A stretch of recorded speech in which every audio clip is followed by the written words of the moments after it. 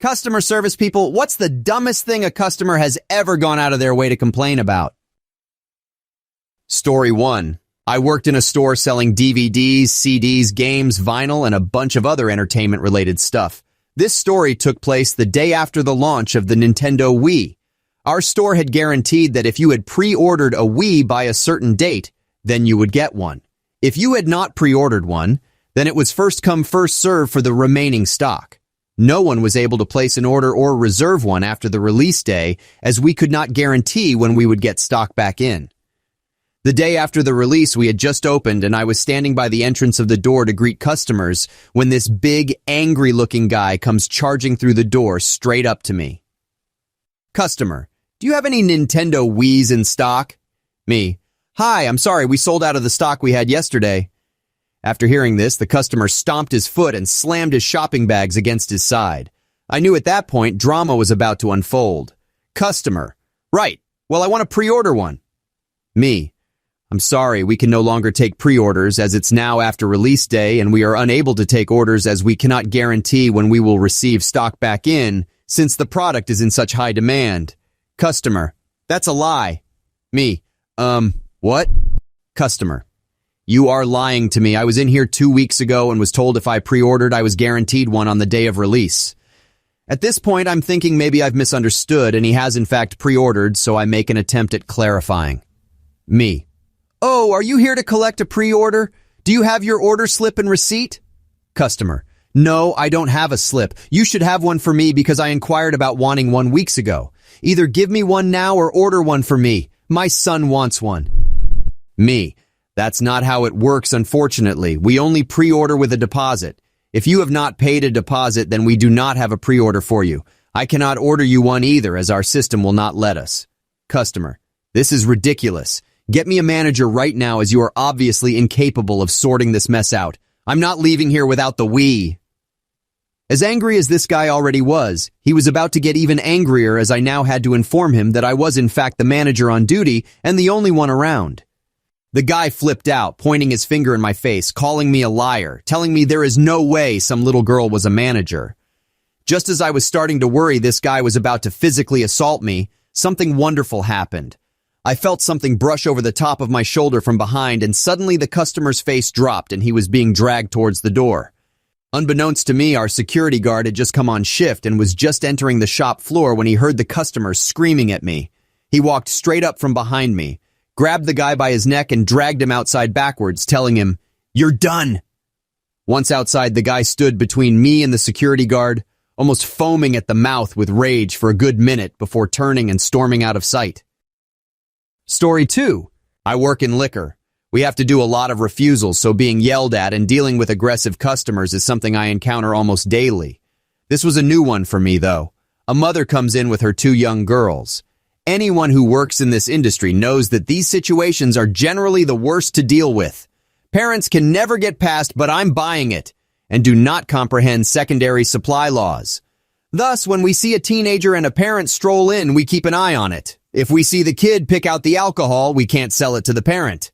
That's what happened here. My lovely coworker explains to the mother why she cannot serve them. Karen does not understand and asks to speak to the manager.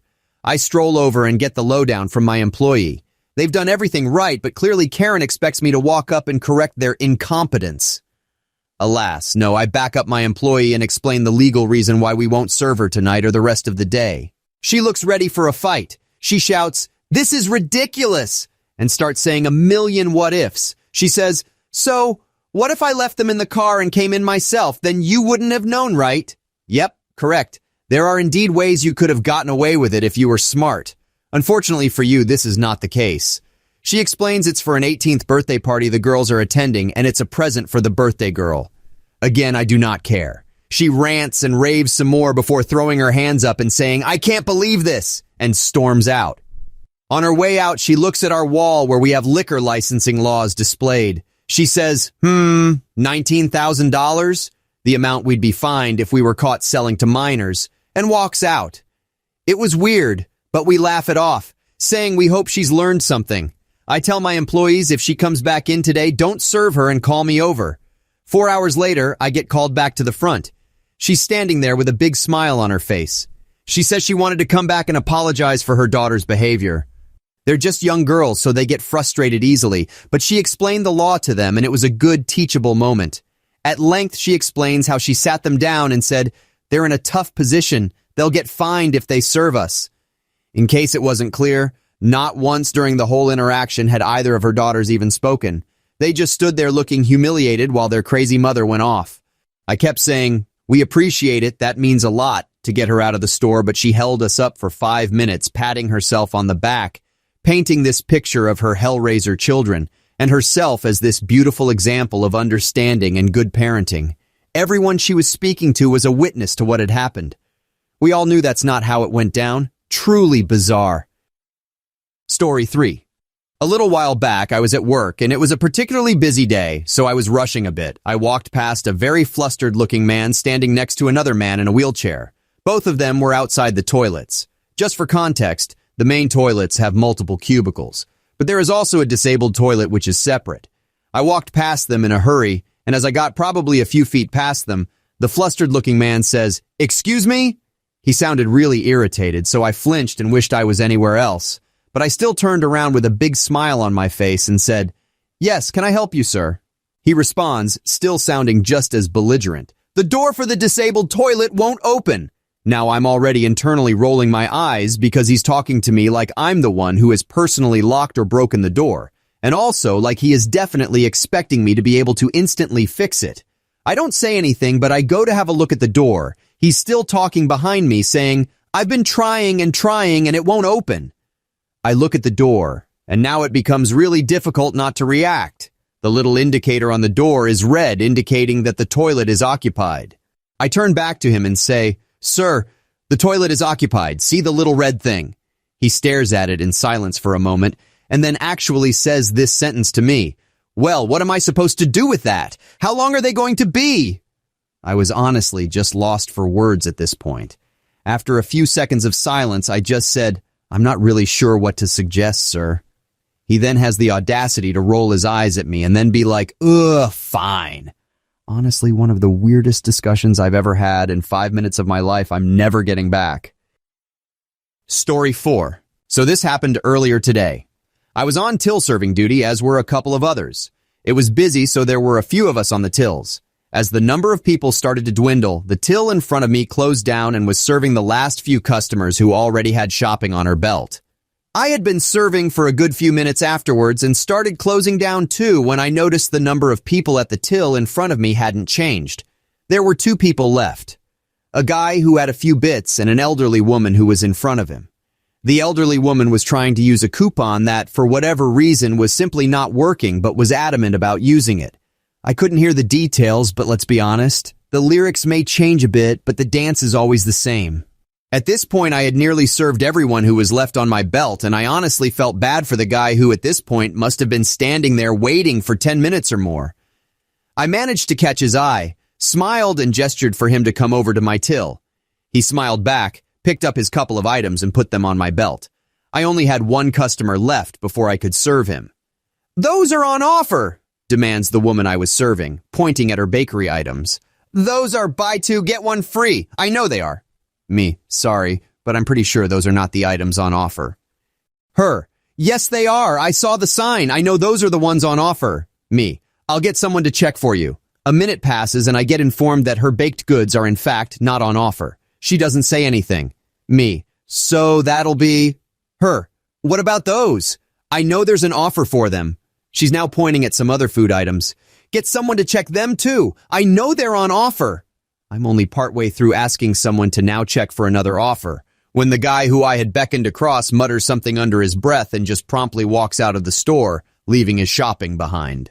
As he left, I saw the elderly woman still at the till in front of me, now with a manager there too. Even though I knew I was going to have to put his shopping back, I honestly felt bad for the guy. Oh, and in case anyone was wondering, none of the items the lady at my till bought were on offer. Story 5. Diamond Specialist here. I had this woman come in to get her ring cleaned and polished that was not from my privately owned business.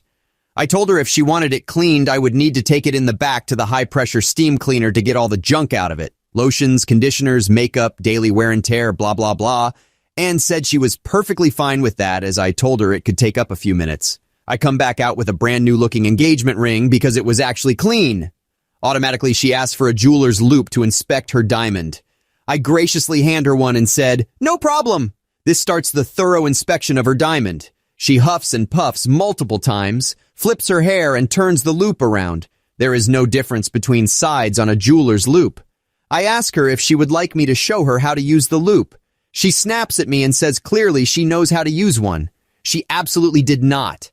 Distance from the eye to the loupe is about 1 inch, and the distance from the loupe to the piece is another inch.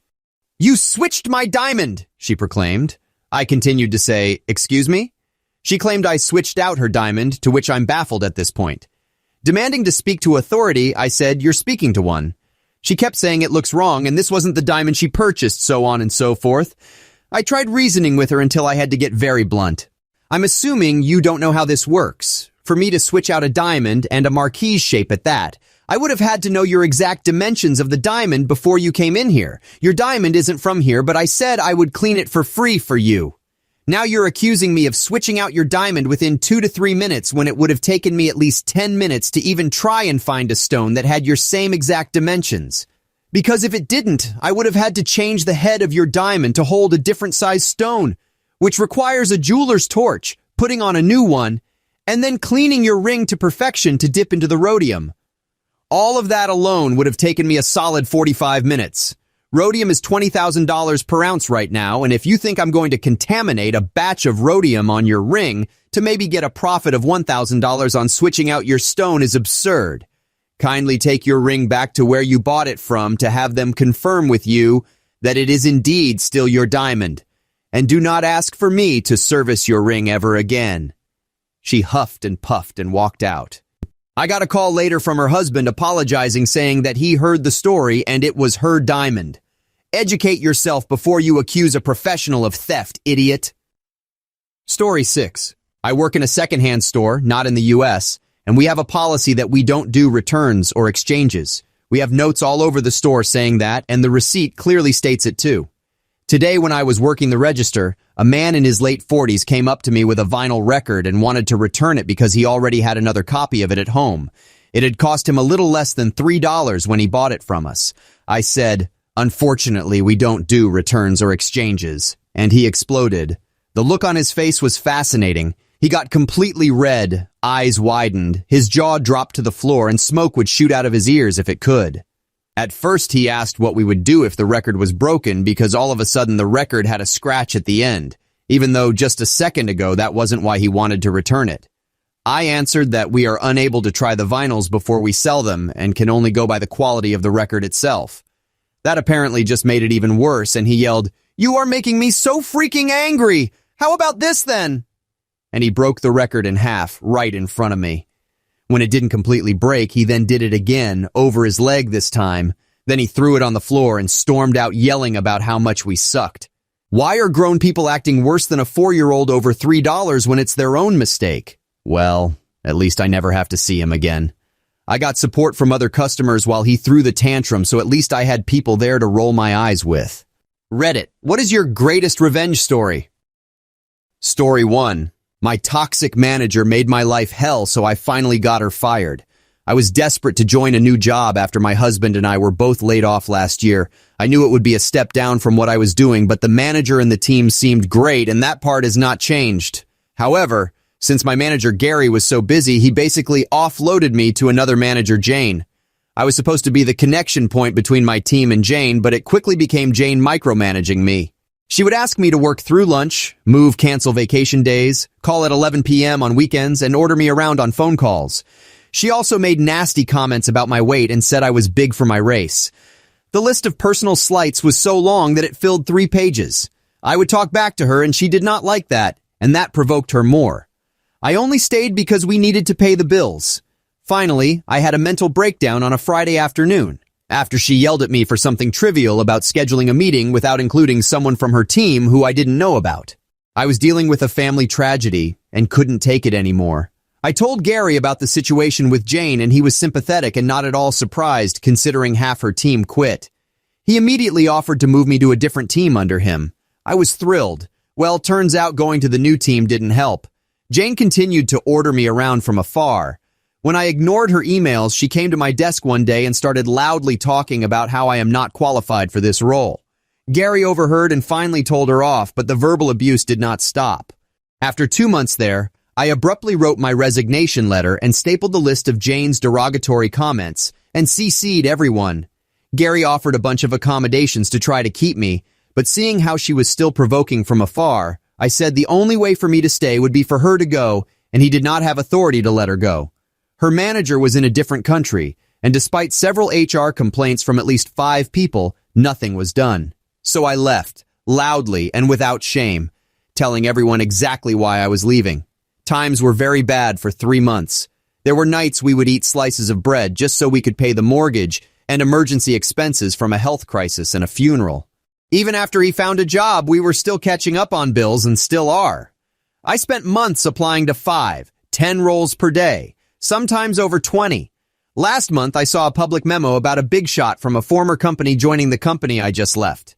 I used to work with this guy closely and texted him a, "Congrats, let me know if you need any insights on the new place." We had a quick call where I told him some ins and outs, where I thought they could innovate.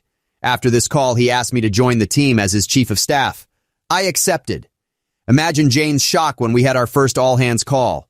All the VPs and above were asked to welcome the new big shot in a giant conference room.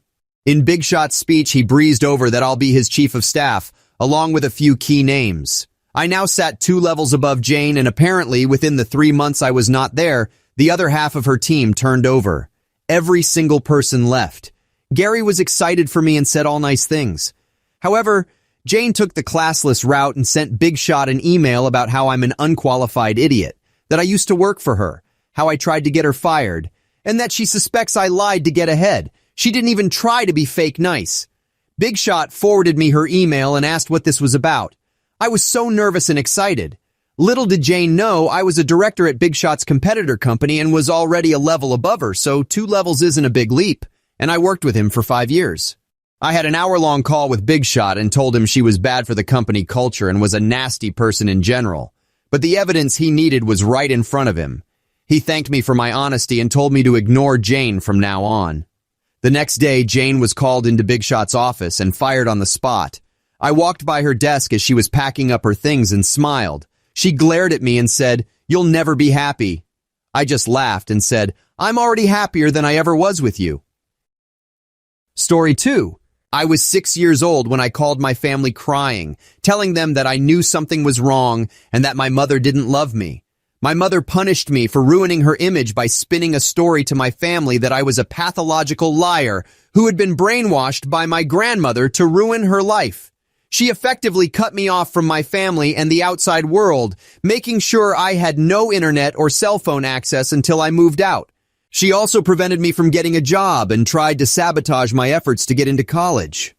I went through hell in that house. When I was younger, I retaliated in immature ways. But as I got older, I was very careful with how I talked to her. I only ever told her the truth. But because she had convinced herself that I was a pathological liar, she would think that anything I said was only intended to hurt her. If I said, "You should bring an umbrella today. It looks like rain," she would make a point of not bringing one to spite me, and then she would get caught in the rain. If a friend said something similar to what I said and was genuinely trying to help her, my mother would think that person was her enemy and remove them from her life. She only had nasty people in her life since she'd removed herself from everyone who cared. She called me looking for advice. LOL, right? She was basically going to fly across the country to go stalk someone, and I told her not to do that. He'll dislike her even more, and he could call the police. I got in touch with her dad and told him to try to stop her. She went because now she was convinced it would work.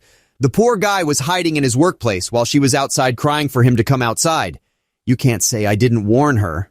I hear she's in therapy now, but it doesn't seem to be working much. I can imagine why. It must be a very upsetting experience to have a professional tell you the same lies your pathological liar of a daughter told you. So basically, my revenge is just the fact that I'm now a solid believer in killing someone with kindness.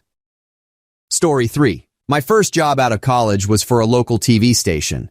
The owner was, and still is, the worst human being I've ever met. This guy had money, but he would cheat and lie anything to get out of paying his bills.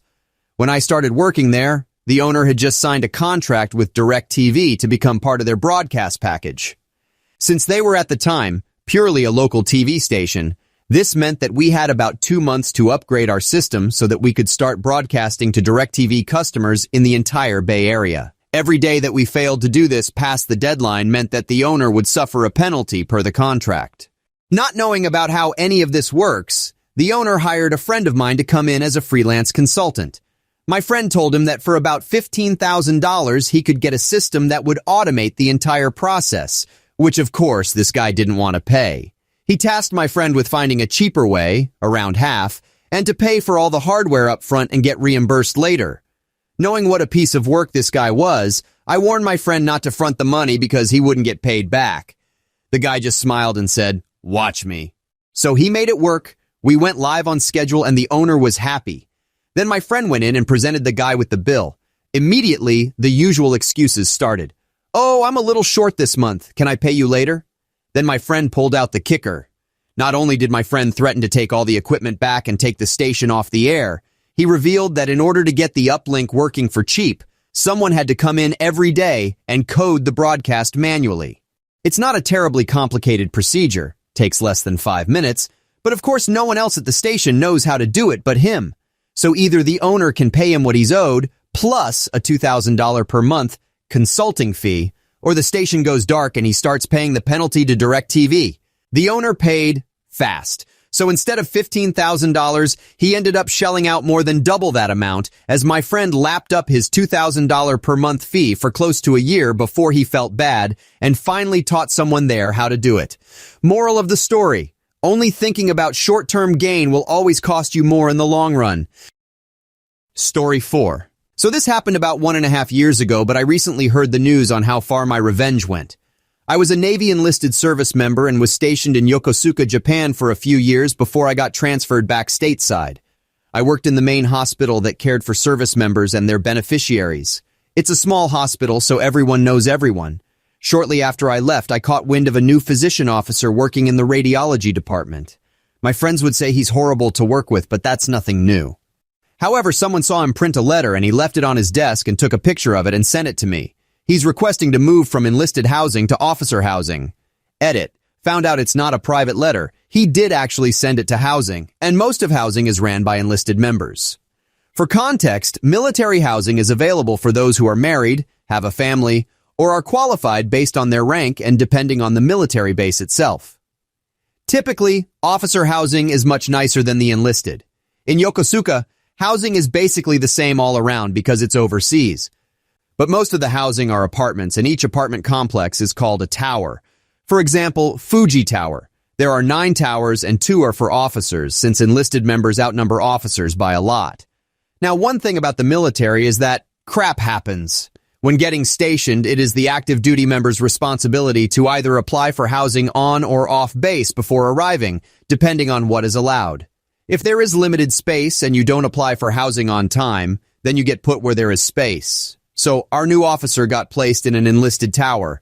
Mind you, enlisted members have families of their own, and other officers have been placed in enlisted housing before without an issue. Here are some quotes in his letter. And yes, this guy has a PhD. "I have many valid objections to living in a building of almost all enlisted and even many lower enlisted as an officer. There is a lot of crime, violent actions, drug use, and alcoholism that happen in enlisted housing. There are also sexual assaults and other perverts. I have a good-looking family, a wife, and 2 daughters who are 3 and 4. They are prime targets to be victims for these enlisted deviant activities. My family should be safe in housing that is with officers. Officers are much more respectable, and these types of deviant activities are incredibly rare compared to the deviant activities of enlisted being so commonplace. Other officer families will not want to visit us because our family lives in enlisted housing. My children need to make friends with other officer children. My wife needs to make friends with other officers' wives. I need to make friends with other officers. Forcing an officer to live in a large apartment building with almost all enlisted is unethical. You get the idea. So this guy basically looks down on all enlisted service members, assuming every single one are drug users, perverts, criminals, etc. Here's the kicker. He was an enlisted army member before going to officer school. In civilian terms, think of a manager that discriminates and calls all of his subordinates criminals, violent alcoholics, pervs, drug users, etc., based on your job position, forgetting that some have a family and maybe aren't any of those things. And he not only has the authority to ruin your work life, he can ruin your personal life. Deny days off, make you stay late, write you up if he doesn't like you, and not letting you promote. Safe to say, everyone was pissed, and I have nothing to lose. I was separating soon and figured I'd have some fun before I got out. I created a burner Facebook account and posted the letter and the officer's picture on a popular military enlisted group page. Within 2 days, it spread like wildfire, but I wasn't done yet. The military has something called challenge coins. Think of them as trading cards, but they are custom coins that come in many shapes and sizes. I designed one with his face and a big middle finger on the back. On top of that, I designed stickers to show how proud we deviants are. Other coin designs came from other people as well, but so far I think mine was more popular. I sold over 70 coins to the initial person who originally sent me the picture at a huge discounted price so she can sell them for a profit for herself. So now the officer's face is everywhere because most people keep their coins displayed on their desk. No matter where the officer went during work, he would see his face on someone's desk. And since it didn't have his name on the coin, they can't officially say it's him. I sold more stateside and even some got sent to Europe. I made about $3,000 overall, which was nice. The story even got featured on the online naval newspaper and on 2 popular YouTube channels. And if you're military, you know the only time the military cares is when it's too big to sweep under the rug. This story got the officer sent up to captain's mast, which is like a Navy court. He tried to say his wife was the one that wrote the letter, but no one is buying it because her writing style is way worse. She even tried to take the fall, but no one believed her. They both ended up deleting all social media. Due to this, he got served 3 UCMJ articles, which basically are his criminal offenses. But there's more. When you're in the military, you have a deadline on how long you can be a certain rank. If you don't pick up, then you're kicked out. And because he's new and got served UCMJ articles, he won't be up for promotion and therefore was involuntarily separated. Also, the officer program he went through paid for his PhD. When the military pays for your PhD, you have to serve 10 years to pay them back. If you don't complete 10 years, you have to pay the military back with money instead of time. So he lost his job and now has to pay back the military for his PhD. And since it takes a while for the paperwork to have him and his family sent back stateside, you can bet he socially suffered because no one wanted to work with him. Reddit, what is the most satisfying no you've ever given? Story 1. There are several no's in this story. My ex-wife had started having an emotional affair with another guy. Nothing physical, I'm fairly sure, but still wrong. She had been destroying our marriage for a while and had basically just been acting single for several months. I confronted her about the emotional affair and told her that it was either me or him, but she couldn't have both. She told me that she wasn't going to give him up and that I was going to have to deal with it. I immediately said no and filed for divorce 2 days later. Upon letting her know I filed for divorce, she told me to get my stuff and get out. Again, I promptly responded with no. I paid the bills. I was the one taking care of our child, and I wasn't the one who had messed up our marriage. I told her she had 3 days to get her crap out, or I was leaving it outside. She complied. Later down the road, she asked if I thought there was any chance of us getting back together, and this was the best no of all. Hell no, my life is so much better now. This all happened 10 months ago, and our divorce will be final in 2 months.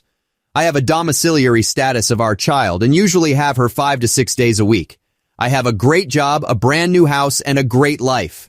Meanwhile, the bitter ex has resorted to stripping, getting too drunk to watch her daughter and trying to screw my life up any chance she gets. However, the hurt is gone, and I merely feel sorry for her. Best no of my life, as I actually got my life back and rid myself of a toxic relationship. Story 2. I used to be a chef. At this particular place, which was quite upmarket, I was the sous chef. We made food that required a lot of work. The average person would have 5 to 6 courses in a sitting, and it was all very time-consuming. Every day, we'd start at 8 a.m. to prepare for dinner and finish around 11 p.m., just to give you an idea. Anyway, one night after everyone else had cleaned down and we were out in the back having a beer and a durry, I was pottering around the kitchen, ordering things and writing lists, and some friends of the owner came in pissed drunk and demanded to see the menu. The bar was open, but the kitchen was done and dusted. Not just closed. Clean, done.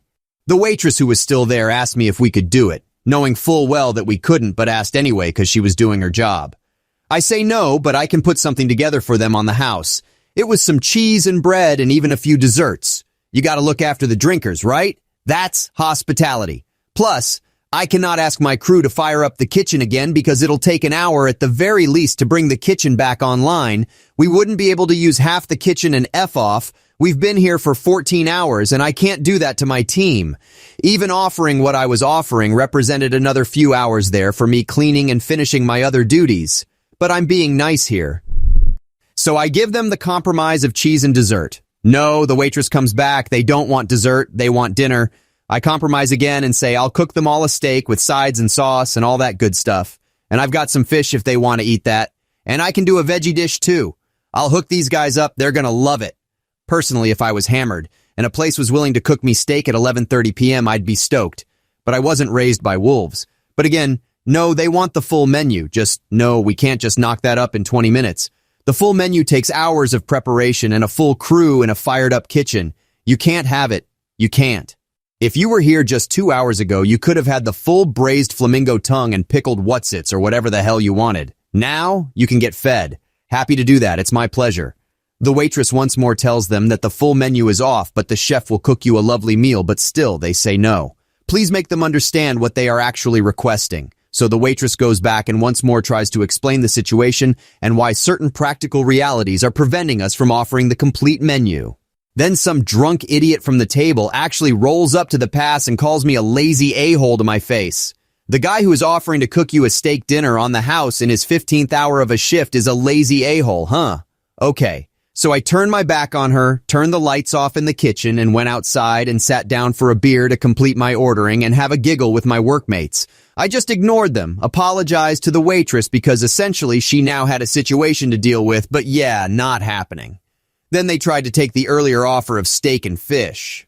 This was the final crushing no that I took so much pleasure from. Not actually delivered to their face, but again, the beleaguered waitress. And no matter how mad they got, there was no one else to help them achieve their goals of eating nice food. They had every chance to be reasonable, and they squandered those chances until it was too late. They could have chosen prime steak and béarnaise sauce, but they chose defeat. Of course, they were livid, as only drunk peasants with too much money can be. And they had a word with the owner the next day. And like the pathetic cash cow he was, he chewed me out about it. But it was worth it. Story 3. I was in the middle of a math test when my friend came to the classroom and told the teacher I had to meet with the vice principal. I went out into the hallway and my friend told me it was a BS excuse to get me out of class so we could go get high. I had smoked weed a few times before, but I didn't want to do it during school, so I said no and went back to class a few minutes later. At the time, my mom had been diagnosed with stage 3 lung cancer and had been in the hospital for the last 2 months. 10 minutes later, a teacher came to class and told me my neighbor was there to pick me up. My heart nearly stopped.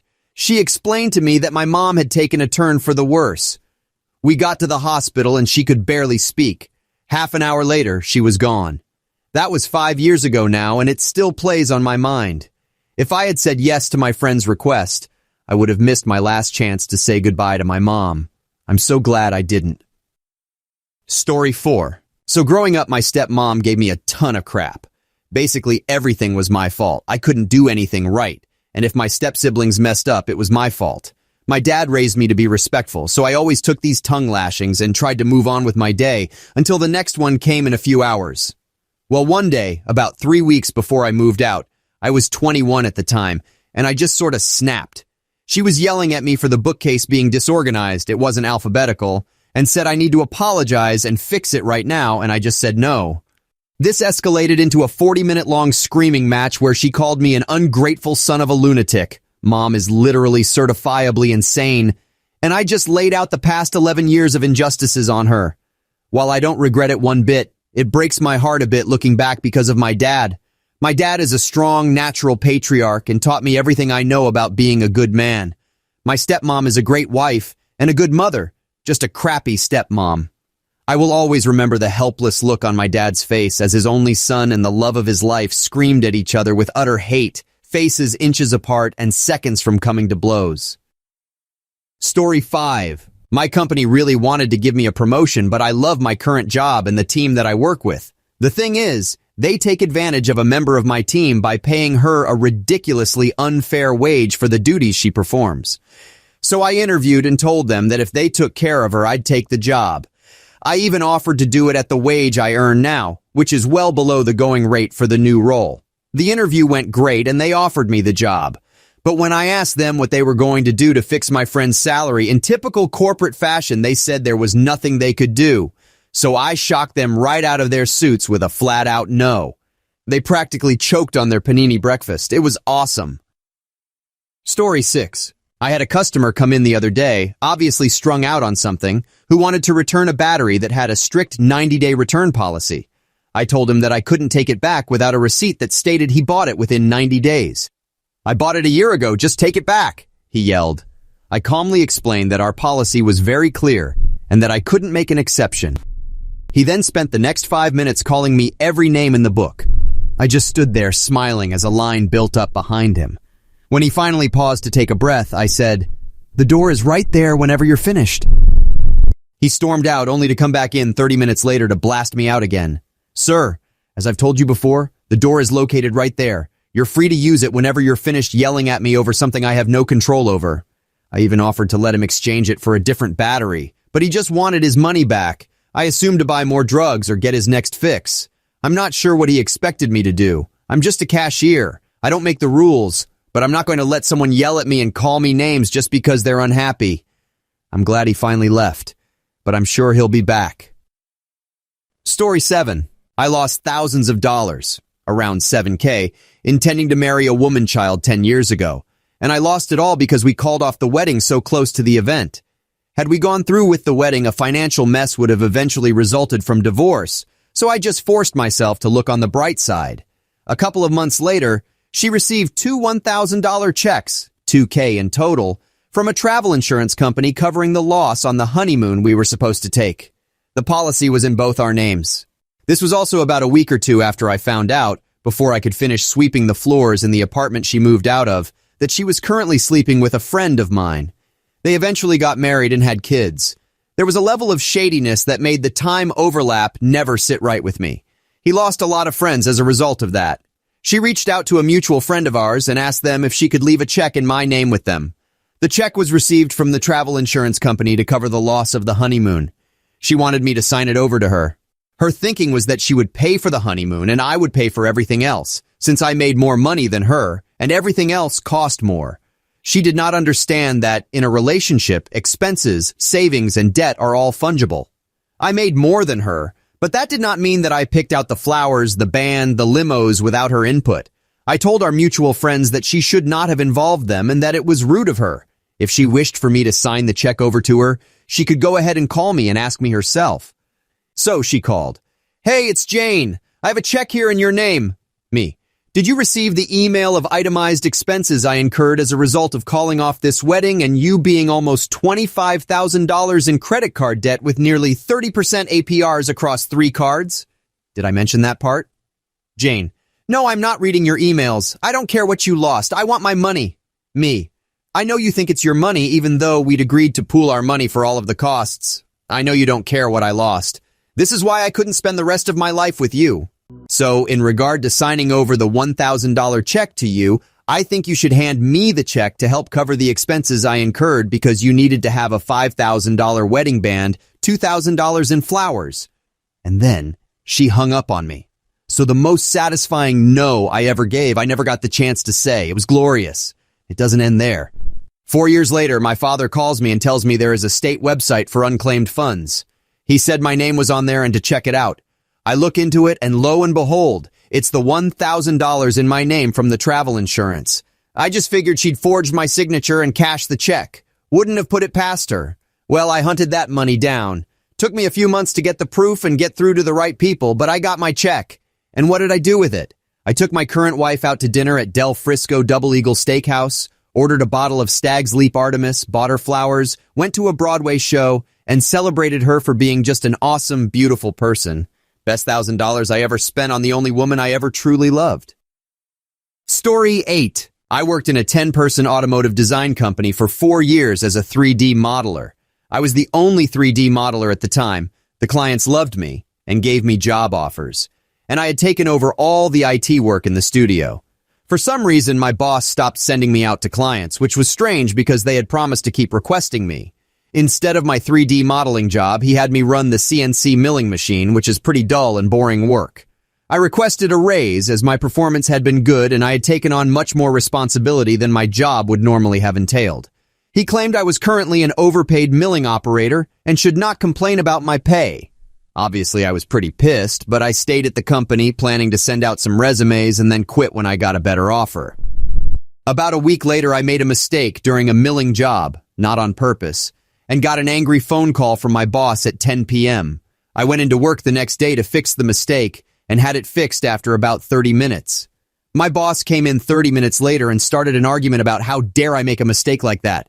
At this point, I no longer cared about my job as I had had enough, so I made the comment that not everyone can be as perfect as he is at operating the milling machine and that I am sure he had never made a mistake like this ever before. 1 hour later, we had agreed on instant termination and I packed up my stuff and said my goodbyes to the team. They all couldn't believe that I had been let go about such a stupid matter and were asking who would be doing the IT and modeling in the future. It was not my problem, so I told them to ask the boss.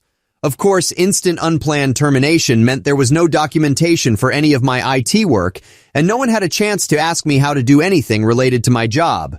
Evil laugh. And now, the best part, I returned to my home and made 3 calls to competitor companies. The company I worked for was known to be really good at work during crunch time, so they all seemed very eager to get to know me. Straight on the phone, I got invited to come and do some test work for 2 of the companies in the next 2 days, so straight away my mood was lifted. Then there was a knock at the door. My boss had come to my home to tell me the computers were doing some weird stuff and if I could come back and fix it for him. Me telling him to get screwed was the best thing that could have happened to me after the whole ordeal. The panicked look on his face made it clear that he had recognized his mistake and that 2 whole departments had just collapsed the moment I had walked out the door. Also, he would have to do all the milling work instead of doing his management work, as there was no one else in the company who knew how. I aced the job interviews at both of the other companies and now have a good position earning almost double of what I did before. That fight and the resulting job change was the best thing that could have happened to me. Story 9. I have been a renter most of my adult life. The second to the last place I rented was a nice old house with a huge yard. We really liked this house. The landlord, Bob, was a young man with a wife and baby. As long as we paid the rent even close to on time, he didn't bother with us. We hardly ever saw him. At the time, my children were older, junior high ages, and they wanted a dog. The landlord had told us when we moved in that pets were okay, as long as he was given notice. After 2 years, I finally gave in and we got a dog, a large shepherd/Malamute puppy. I notified the landlord. The landlord then did a 180-degree turnaround, wanted monthly inspections, increased the rent, and generally freaked the hell out. After a few months, he gave us 30 days notice to leave. After much scrambling, I found a house, slightly bigger, fenced yard, and close to our price range. We signed a lease and moved in a big hurry because the new school year was beginning at the end of the 30 days. While we didn't trash the place, we didn't go out of our way to make sure it was neat as a pin either. Needless to say, we didn't get the security deposit back. Side note, I have never, ever gotten a security deposit back from a landlord, no matter how bad or good the condition of the house was in when we left. Fast forward 6 months. The kids had left for school already when a snowstorm blew in. My workplace closed for the day, even though the snow was supposed to melt off by the afternoon. I had an unexpected day off, an entire day to myself. I got myself another cup of coffee and started playing video games. After about an hour, a large pickup truck pulled into the driveway. Out of this truck stepped a young woman carrying her baby. I recognized this woman as the wife of my former landlord. I was very puzzled as we had not heard from these folks since the move. I invited her in, offered her coffee, and she proceeded to tell me the sad story of what had happened over the last 6 months to our former home. She said her husband had evicted us because he was worried about the dog doing damage to the property, which didn't happen, and that he had agreed to sell the place to someone under a land contract. The folks he agreed to sell to apparently paid only half the deposit, had never paid any rent, and had started parking and repairing cars all over the big, beautiful yard, tearing it up completely. She ended the story by asking me if we'd be interested in moving back to the house we had liked so much. After about 30 seconds, I told her that we had signed a year's lease at this house, so no, we would not be able to move back into the home that her husband had evicted us from. Most satisfying no I've ever said. Story 10. I pretty much told one of my coworkers to go kick rocks when she kept calling me during my vacation to see if I'd work her shifts. Let me set the stage. We had a coworker who was only scheduled 1 or 2 shifts a month, but was notorious for trying to switch or call off entirely at the last possible moment. I usually got those hours as I was part-time and had nothing else to do with my time. My boss loved it when I volunteered to come in, so things were all right. Fast forward to my first year with the company, and I booked off several days for a convention about 2-3 hours away. I did this about 6 months in advance, and the boss approved it because it was so far out. She scheduled the problem coworker to take a couple of those days. Up until the day before I was to leave, this wasn't a problem. But then she called me during my last shift before my trip, begging me to take her shifts because something came up. Supposedly, her daughter was participating in a surprise horse competition. This was, of course, a load of crap, but I didn't call her out on it. Instead, I told her that I had planned this and paid a lot of money ahead of time that I couldn't get back. My boss took the call and told her tough luck, come in or don't come back. I went on my trip the next day, and everything seemed okay. But it would have been had the coworker not kept calling me incessantly, wondering where I was. She still thought I could come in for her, even though I had said no repeatedly. This started at 8:30 in the morning when some of the other people in my room were still sleeping, and it continued well past noon. In total, she called me, I think, 10 times that day and sent me numerous texts with thousands of question marks and exclamation points asking me where I was. I told her several times that I was on vacation and that I would not be coming in for her. She finally threatened to tell the boss, and I called her bluff, telling her to go ahead and do so.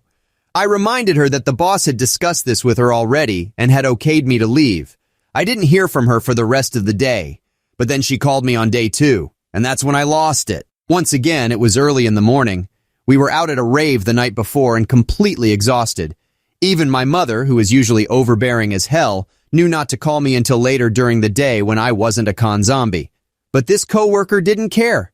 She called me at 8 o'clock in the morning, even earlier than the day before. I picked up the phone, answered groggily, and before I could even finish saying hello, she started squawking at the top of her lungs. Where are you? You were supposed to be here to cover for me today because I have a thing at blah blah blah that I just made up. I was tired, my feet were already hurting, my roommates were giving me the stink eye, and I had had enough. So I said to her, no, I'm not coming in for you. I wasn't going to yesterday, and I never said I was. What I did say was that I was going on a vacation for several days and that I would be 2-3 hours away and therefore unable to cover for anyone. I told you that 6 months ago and continued to tell you for those entire 6 months. I told you the day before I left. I told you yesterday. The boss told you. The boss gave me the appropriate time off. I went to bed at 3 in the morning last night, and so did the 5 other people who are now listening to me explain this to you like you are a toddler. You have woken us all up. I have had enough. I am calling the boss. Please work your shift. I hung up and called the boss, who was furious for being woken up on her day off and for having to deal with this difficult coworker yet again. She told me she would handle it and call me back. I didn't receive that call for a good half an hour, so I wasn't sure how badly the coworker got reprimanded. The boss assured me that the issue was resolved and that I should enjoy the rest of my vacation without any further work-related interruptions, which I did. That witch of a coworker never apologized for her behavior. Story 11. My wife volunteered at a place where she routinely had contact with the public. She met new people all the time, but really clicked with one woman in particular. They went out for coffee, found they had a lot in common, and agreed both couples should see a movie or have dinner or something together. One evening, the woman called my wife and said, I think we are right near your house. If you are free, can we drop by and our husbands can meet? Sure. We talked for a bit, and I could see why my wife got along with the woman so well. But then suddenly the guy handed me some kind of brochure. It was Amway, by another name, one of the spin-off companies. Nope. Sure, cool, just take a look, okay? The next day, the woman called again. Hey, the regional manager happens to be in town. He's really a great person, and I think you should meet him and you can tell him what you think of the stuff we showed you. Nope. I'll put everything you left me outside my door if you need it. We're not interested and there's nothing to talk about. Half an hour later, the doorbell rang, and the manager, who I had never met before, found our door unlocked and walked in, followed by our new friends. I don't really think you understand the opportunity you are passing up here. I said the thing that every homeowner should say at least once. Get the F out of my house. You don't need to be rude about it. You haven't heard me saying no yet, so obviously I do. They skulked out, and that was that. Greatest no I have ever uttered. Reddit, what is the worst date you've ever been on or heard about? Just a small disclaimer before I get started. The plot twist at the end of both of these stories will absolutely blow your mind and you won't see it coming at all. So definitely stick around for the endings. All right, let's get into the first story. Story 1. This is hands down the worst date, not only for me, but for any of my friends. When it got bad, it was only the prequel to what was to come. It was 2003, and I was at home when I got a random phone call from Melissa, who got my number from a mutual friend who thought that I would like her. It was an odd phone call, but I was really single, and the prospect of going on a date sounded delightful. We talked for more than an hour, and she sprinkled hints about what she looked like. She also mentioned her bra size more than once, and I liked a bigger-chested girl. We lined up a date for the next Saturday, and I was standing in the spot where we decided to meet. I saw a girl kind of stumbling down the street wearing those baggy-type jeans that goth kids wear and too much makeup. She was Melissa, my date, and she was 2 Mickeys deep and clearly drunk.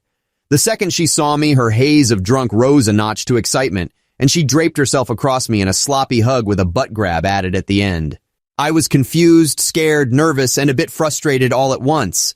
I had planned to take her to play pool at an upscale place downtown that was kind of trendy. I mentioned it, and she was all for it as long as they served alcohol. The waitress got us a table and asked us if we would like a drink. 4 shots of tequila and a pint of beer, she said. I was like, okay, tequila, kind of weird. I'm not really a huge fan, but okay. Oh, did you want some tequila too? She replied. They were all for her, and it was probably around 3 in the afternoon. The shots came, and one after another without a pause went down Melissa's throat. 1 shot, 2 shots, 3 shots, 4, and then she downed the beer. Upon finishing the beer, she looked right into my eyes and wiped the foam from her lips with the back of her hand. Classy, right? She sauntered over to me while I tried to line up a shot and not notice how drunk she was getting. She leaned over me while I was bent over and said, "You can take me. We can go to the bathroom right now if you want." I missed my shot, partially due to the hand creeping its way to my crotch. I kind of laughed her off and said maybe we should wait until we finish the game. She let out an impatient sigh and grabbed my cue to make her shot. She wasn't really lining it up, and then she took a hit. It barely even grazed the cue ball. In frustration, Melissa threw the pool cue across the pool table, where upon hitting the carpet, it snagged and created a massive tear across the table. This was hilarious to her, and she started laughing like an idiot hyena. I was less than amused. I said I needed to take a leak and headed to the bathroom. I was keeping an eye on my back in case she was tailing me. In the bathroom, I locked myself into a stall and put my face in my hands. How did I get here? Who is this woman, and why did I agree to this? How can I get out of this? While I was in the bathroom contemplating my poor life decisions, I heard a commotion outside. There was some sort of shouting and a glass breaking. I composed myself as best I could and left my sanctuary. Melissa and the bartender were face to face, yelling at each other. The bartender, who was also her friend, was being rational and asking her not to pull at the tear in the carpet she had created with her pool cue. Melissa thought it would be so funny to rip more carpet off the table, while the waitress and bartender thought it was a bad idea. Melissa saw me and started explaining how stupid they were. I tried to calm her down and suggested we go to another place instead. Thankfully, she complied. Being an opportunist, I tried to make the best of the situation. I mentally crossed off the date ideas I had planned for her in her inebriated state and decided it would be best to just get drunk and pass the time until her scheduled bus arrived. She agreed. I grabbed a case of beer, and since it was a sunny day, I suggested we go to a beach not far from the train station. I told her that she should be on her way when the bus arrived, so she wouldn't be stranded in town. She reluctantly agreed. We spent the next few hours drinking on the beach, and she tried her best to paw at my crotch. By around 6:30 p.m., I was fairly buzzed and ready to end this odd scenario. It was time to head to the bus station, but she was moving at half speed and hinting that she didn't want to leave yet. I wasn't paying attention, but instead took her by the elbow and inched towards her bus. She didn't have any more money, so I paid for the ticket. The bus driver took her ticket, but she didn't get on. Instead, she looked over her shoulder at me and proceeded to empty her stomach on the first step of the bus. The bus driver pushed her back, cursed her out, closed the door, and peeled off. Wiping her mouth of leftover vomit, she gave me a faint smile and said, "Well, it looks like we can hang out a little longer." I was not amused and didn't try to hide it. I wasn't smiling, I wasn't being polite, I was a totem of disappointment. I was walking away from the train station with her in tow. She explained that she had nowhere to go and it really wasn't a big deal if she just went home with me, and we could have some fun while we were at it. I said no. I let the steam of anger simmer down a bit and thought logically, but it was a mistake. She really didn't have anywhere to go, and it would be a dick move to leave her to her own devices. Reluctantly, I told her she could crash at my place, but it would be on my couch. She agreed. I was living with my cousin at the time, and he was home. He saw this atrocity come in behind me and ran to his bedroom, stifling the laughs along the way. We watched some TV while finishing the last of the beer in my fridge. I told her it was getting late, and I was going to call it a night. I grabbed some extra blankets and pillows for her. She took them quietly and thanked me. In the middle of the night, I was awakened by a sensation of being crushed. Melissa was on top of me, on top of my blankets, fully clothed, and our faces were inches apart. "I couldn't sleep," she said. I told her to get off of me and that she was hurting me. She got up and said she didn't want to sleep in my living room and asked if she could sleep in there with me. Wordless, I got up, grabbed the blankets and pillow from the living room, and I made her a bed next to mine. She watched me do this. When I finished, instead of saying anything, I pointed to the bed and climbed back into my own. Once more that night, she attempted to get on top of me, and she never took her shoes off. Fortunately, daybreak arrived, and I woke her up to repeat the process of taking her to the bus station. This time, the formalities were gone. I simply told her, "There's your bus. Don't puke this time. No, I didn't have a good time, but goodbye anyway." Upon returning home, I pulled out my cell phone and looked up our mutual friend. I proceeded to vent my frustration about the ordeal to the original friend who set me up with her. However, my friend was perplexed and had no idea who Melissa was. I described her, and there was a moment of silence. My friend then explained that her friend from out of town had come to visit, but she had brought along her cousin, who was a high-functioning but special needs student. Melissa's mother was in the process of having her signed over to a group home in town. When Melissa visited my friend, she apparently went through her things and found a photo of me with my phone number on the back and took it. In the end, I realized that I had gone on a date with a mentally disabled woman. Story 2. I recently had a date that I thought was the best of my life, end up being the worst I've ever experienced. I met a girl on Tinder and we started talking on a Sunday. We chat a bit, exchanging messages on the site, and we're both very nerdy and love video games. She plays MMOs, D&D, and does Friday Night Magic. Freaking perfect. And she doesn't look too bad. In fact, she's probably the most attractive girl that has ever talked to me on that site. She gives me her phone number and we text for an hour about more nerdy stuff. Then she informs me that her phone is dying and she doesn't have her charger and that her phone plan runs out that night. So she gives me her Facebook and says she can get Wi-Fi on her phone and talk to me there. We spend about 7 hours chatting on Facebook until 4 a.m. Since it was Sunday, I took about an hour break to watch True Blood. She apparently likes True Blood and says she's Sookie in real life. I asked, "Why are you Sookie?" She says, "Because I'm sort of telepathic and I can read people and feel their emotions and thoughts." She asks if she can come over and watch True Blood with me. My roommates, friends, and I had just spent the entire weekend having a LAN party. My 2 roommates and I were still set up in the living room for the party, and none of us had felt like being productive members of society that day, so none of us had showered. I tell her this thinking she probably would not want to hang with a bunch of smelly dudes. I have an acquired taste for nerd funk. In fact, I can't take a shower, so I'll fit right in with you guys. I tell her I'm not really comfortable with that. I mean, we had just started talking that day and never met. So I go watch the show, then we chat more for the rest of the night. In our chats, she seemed really excited and a bit obsessed about the fact that if she came over to hang out with me and my roommates, she was going to make them jealous of me. When I come over all covered in tattoos, 110 pounds, size 0, and all gothed out, they're going to get so jealous it will be fun. My roommates and I homebrew beer and mead, and we drink a lot of craft beer. We're beer snobs. I ask if she drinks, and she says that she used to, but doesn't anymore. She only drinks at home, never with a group of males, and only when she can watch her beer and never take her eyes off it after the factory seal has been broken. Then she says she thinks she can talk to her therapist and be able to drink if she hangs out with me because it sounds like fun to her. At this point, she also makes some comment about having PTSD. I got the impression that she had been sexually assaulted in the past from someone spiking her drink, but I never asked her about it and moved on. It doesn't matter to me if that did happen to her or not. It's not something I'd ever even think of doing, and I'll never treat a gal like she's damaged goods or something because of her past. She then makes a comment about drinking homebrew, making her nervous. That's fine. You don't have to drink.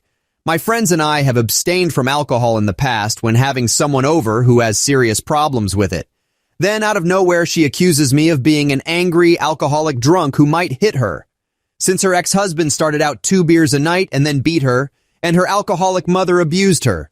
Somehow, during our conversation about her wanting to make my roommates and friends jealous about her, she makes the comment, "I wreck, guys. I've done prawn." She proceeds to tell me all about how she models for some cam girls website.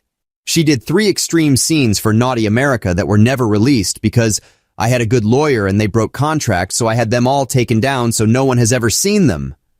Oh, and I freaking love anal. Well, that's nice, but that's not something you say to someone the first time you're chatting with them and haven't even met with yet. At this point, I was halfway convinced this person was a troll and couldn't be real.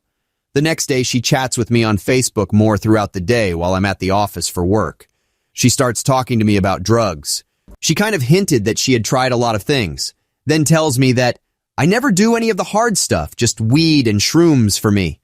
I share my opinion on drugs, mainly that I don't do them ever, but that I don't have that much of a problem with people who do, and many of my friends have tried things in the past. I've even been a trip sitter on occasion. She thinks that hanging out with those kinds of people is really dumb, and she thinks less of me for that. But it's perfectly fine that she's tried heroin, meth, cocaine, acid, and regularly does shrooms and smokes weed. She tells me that she has a list of things the next guy she dates must have or do, which includes smoking weed every day. She claims she will peer pressure me into it with research studies that only she has access to. We argue a bit about why she thinks I need to do drugs, why it's okay for her to have tried things but not my friends, and she ends up going into some freak out mode where she claims she's having terrible anxiety and I need to stop talking to her right now. A few hours later, she starts talking to me again, saying that the things we were talking about were triggering her PTSD and making her anxious. But she's cool now and wants to chat more. She informs me that she really likes me and that up until our disagreement on illicit substances and the way that her anxiety attack changed my impression of you and the way I think of you, that she would have let me wear her like a hat. We continue to chat. She seems to have gotten over whatever was going on with her and says she doesn't want to sound clingy, but she just has to see me right now. She wants to bring a late lunch to my work at around 4 p.m. No. Eventually, I agree to do something with her and meet her that night. I was really wanting to go see Guardians of the Galaxy, so I asked if she wanted to go see that. She did, so I bought tickets for a 9:30 p.m. showtime. She wants to meet me at 7 p.m. so I can get to know you. We won't be talking and learning about each other during the movie. She wants me to meet her at 7 sharp at the mall in a nerdy toy shop kind of place. I get there and I'm completely surprised that she looks just like her pics. She's a little nerdy pixie dream girl with a lot of tattoos. She was talking with the only employee at the store when I walked in. Turns her back on him mid-sentence to greet me and starts walking around the store looking at stuff with me. She complains that the guy working there had been hitting on her and she was so glad I showed up on time. Apparently people hit on her all the time in public. We look at everything in the store and she's possibly even more nerdy than I am and a total fangirl for everything. She also asks repeatedly if I will buy little things for her in the shop. We start walking around the mall and almost instantly she starts putting her arm around mine, leaning on me, hanging on my shoulder, holding my hand. This was a bit strange to me since we just met, but whatever, she's cute and she's affectionate and normally gals don't treat me like that. We go to a bunch of girly type of stores and popular places. She's constantly asking if I will buy this cute, awesome thing that she wants in every store. In one store, she strikes up a conversation with the gal working behind the cash register and ends up exchanging numbers with her because she's new to the area and wanting to meet new friends. During this exchange, she calls me her boyfriend and hugs me. Weird. In one store, one of the girls working there walks by and asks if we need any help. We tell her we're fine and just looking. Then we immediately leave. Once we're out of the store, she tells me she almost decked that employee because when she came up to ask if we needed help, the girl had given us a look. It was like she felt sorry for me and was saying, "Sorry, honey, I wish you didn't have to be with that guy." What the hell? I would have hit her, but I don't need another assault charge. We still have a good hour and a half until the movie starts, so she suggests we get in her car and drive to her favorite spot. Her car is filthy and covered in trash on the inside. It was honestly as if someone had been living in the car. We drive to a nearby lake. On the way there, she points out a neighborhood of houses and says, "That's where I live."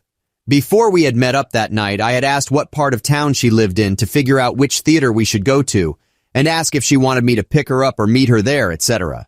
She had told me she lived in an apartment complex on the opposite side of the lake from where she pointed out the houses she lived in. Her spot at the lake was a small park. We sat on a bench, held hands, and talked for a long time. While there, she tells me about how she was the innocent designated driver, techie girl who didn't do anything at parties and was bilingual. Somehow, that made her a prime candidate for some guy to woo in order to recruit her to do tech work for the MS-13 gang. She showed me a small infinity symbol tattoo on her foot and claimed it was a MS-13 property mark. She claimed she had not even known what she was doing for 4 years before she got out of that life. She told me her father was Irish and her mother was half Persian and half black. Somehow this made her Hispanic. She claimed she grew up in Cali and Spanish was her first language, and the only reason she looked white right now was that she hadn't been working the fields and getting a tan. She told me what college her mother worked at, so later I Googled and found a pic of her mom, white as white can be. She told me she had not spoken to her parents in over 5 years. 30 minutes later, she tells me that she went to see them just a few weeks ago to hang out with her dog that lives with them and visit. We go to a Target and walk around looking at stuff to kill time. She asks me if I will buy her more random stuff at the store. On the way back to the mall, she makes several comments about how she really likes me, and she thinks I'm adorable and cute and the perfect guy for her. I'm her ideal guy, etc. She says, "You are so adorable, I want to hug you, I want to kiss your face, I want to F you," repeatedly. This was all surprising to me, but whatever. The chick maybe wants to bang me and is showering me with affection. I'll roll with it. We go to the movie, share a drink, talk a lot more since we were 30 minutes early, and there was no one in the theater but a couple in the back row and us sitting in the front row. At this point, she pulls her pants and her panties down to show me a tattoo she really wanted me to see that was way below her panty line. Who does that on a first date? We spend the entire movie holding hands. Her placing my hand really far up her thigh repeatedly, her leaning on me the entire time and randomly biting my hand or my shoulder in a playful way. The movie was pretty freaking great, by the way. We both nerded out and loved it.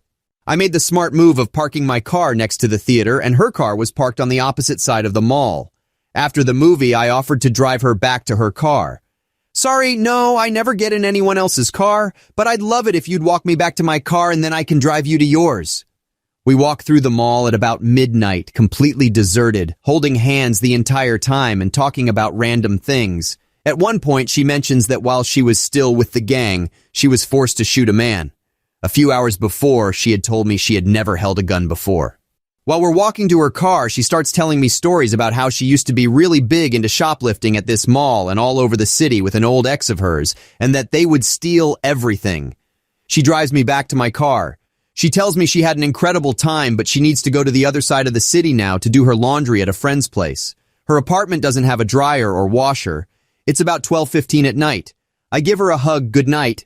She turns it into a kiss, then tells me, "Now get the hell out of my car," and giggles. Best date ever? Well, turns out to be the worst date ever. Here's the aftermath.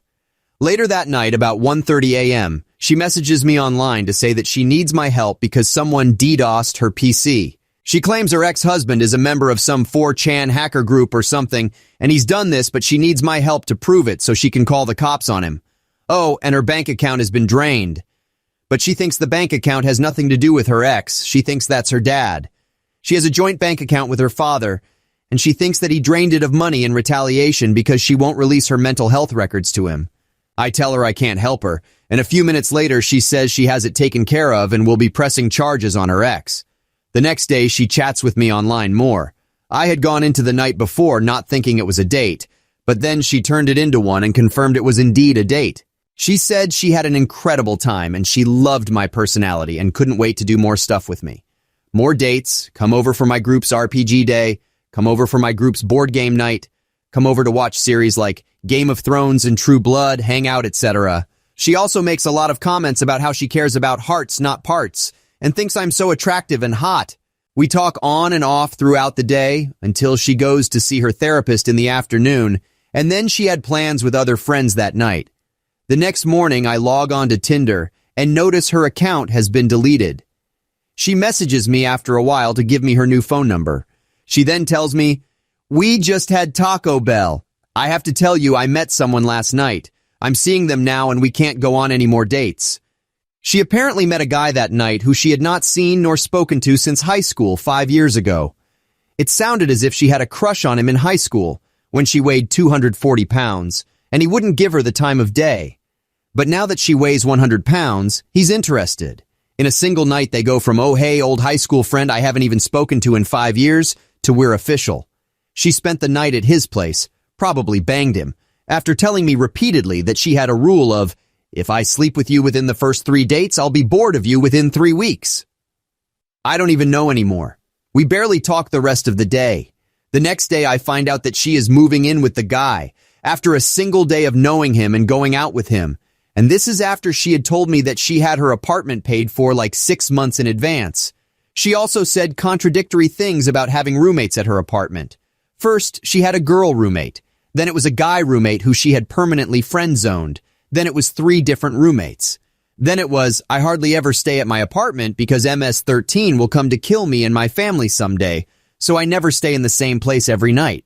Pretty much every single day that I had been talking to her, she had crashed at a friend's house and slept in her clothes that night, since she posted pics about it on Facebook the next morning every day. At this point, I was ready to heed the advice of my friends and delete her Facebook, delete her number, and never speak to her again. I told her so, and asked if there was any reason why I shouldn't after the way she had treated me. She maintained that she had done nothing wrong. We argue a bit, and she deletes me from Facebook. Later that day, I get a million text messages from her, and she tries to call my cell while I'm at work. She claims that 2 messages I sent her on Facebook and 3 texts I sent her are harassment.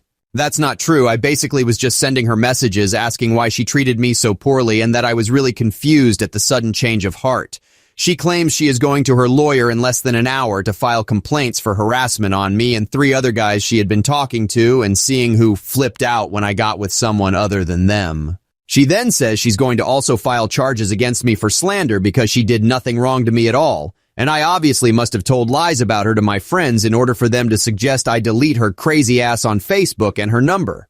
She says I have exactly 1 hour to provide proof that she did anything with malicious intent towards me or she's filing these charges.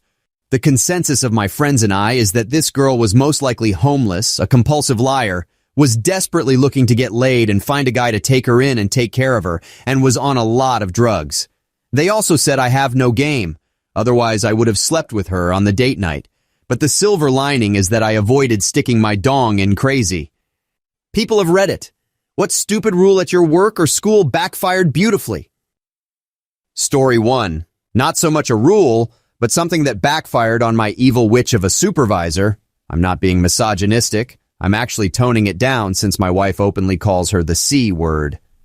Back when the financial crisis hit, my company was one of the ones that jumped on the bandwagon of cutting out every employee's yearly cost of living raise and then also reduced our base salary by 5%.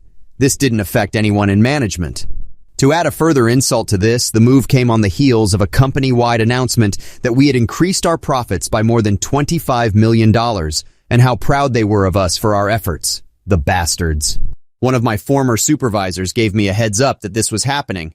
We were good friends, and he knew I would go off on them for their hypocrisy. So he wanted me to chew on it for a couple of days to prevent going off and potentially getting fired. It worked. I was prepared for the bad news and had my head on straight. Still, my boss was really bad about giving out too much information.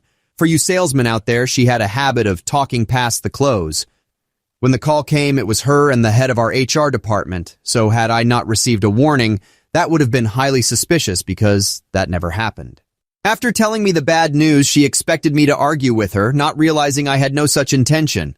So, without provocation, she quickly circled back to my glowing review, telling me to continue focusing on all the exceptional work I brought to the company, etc.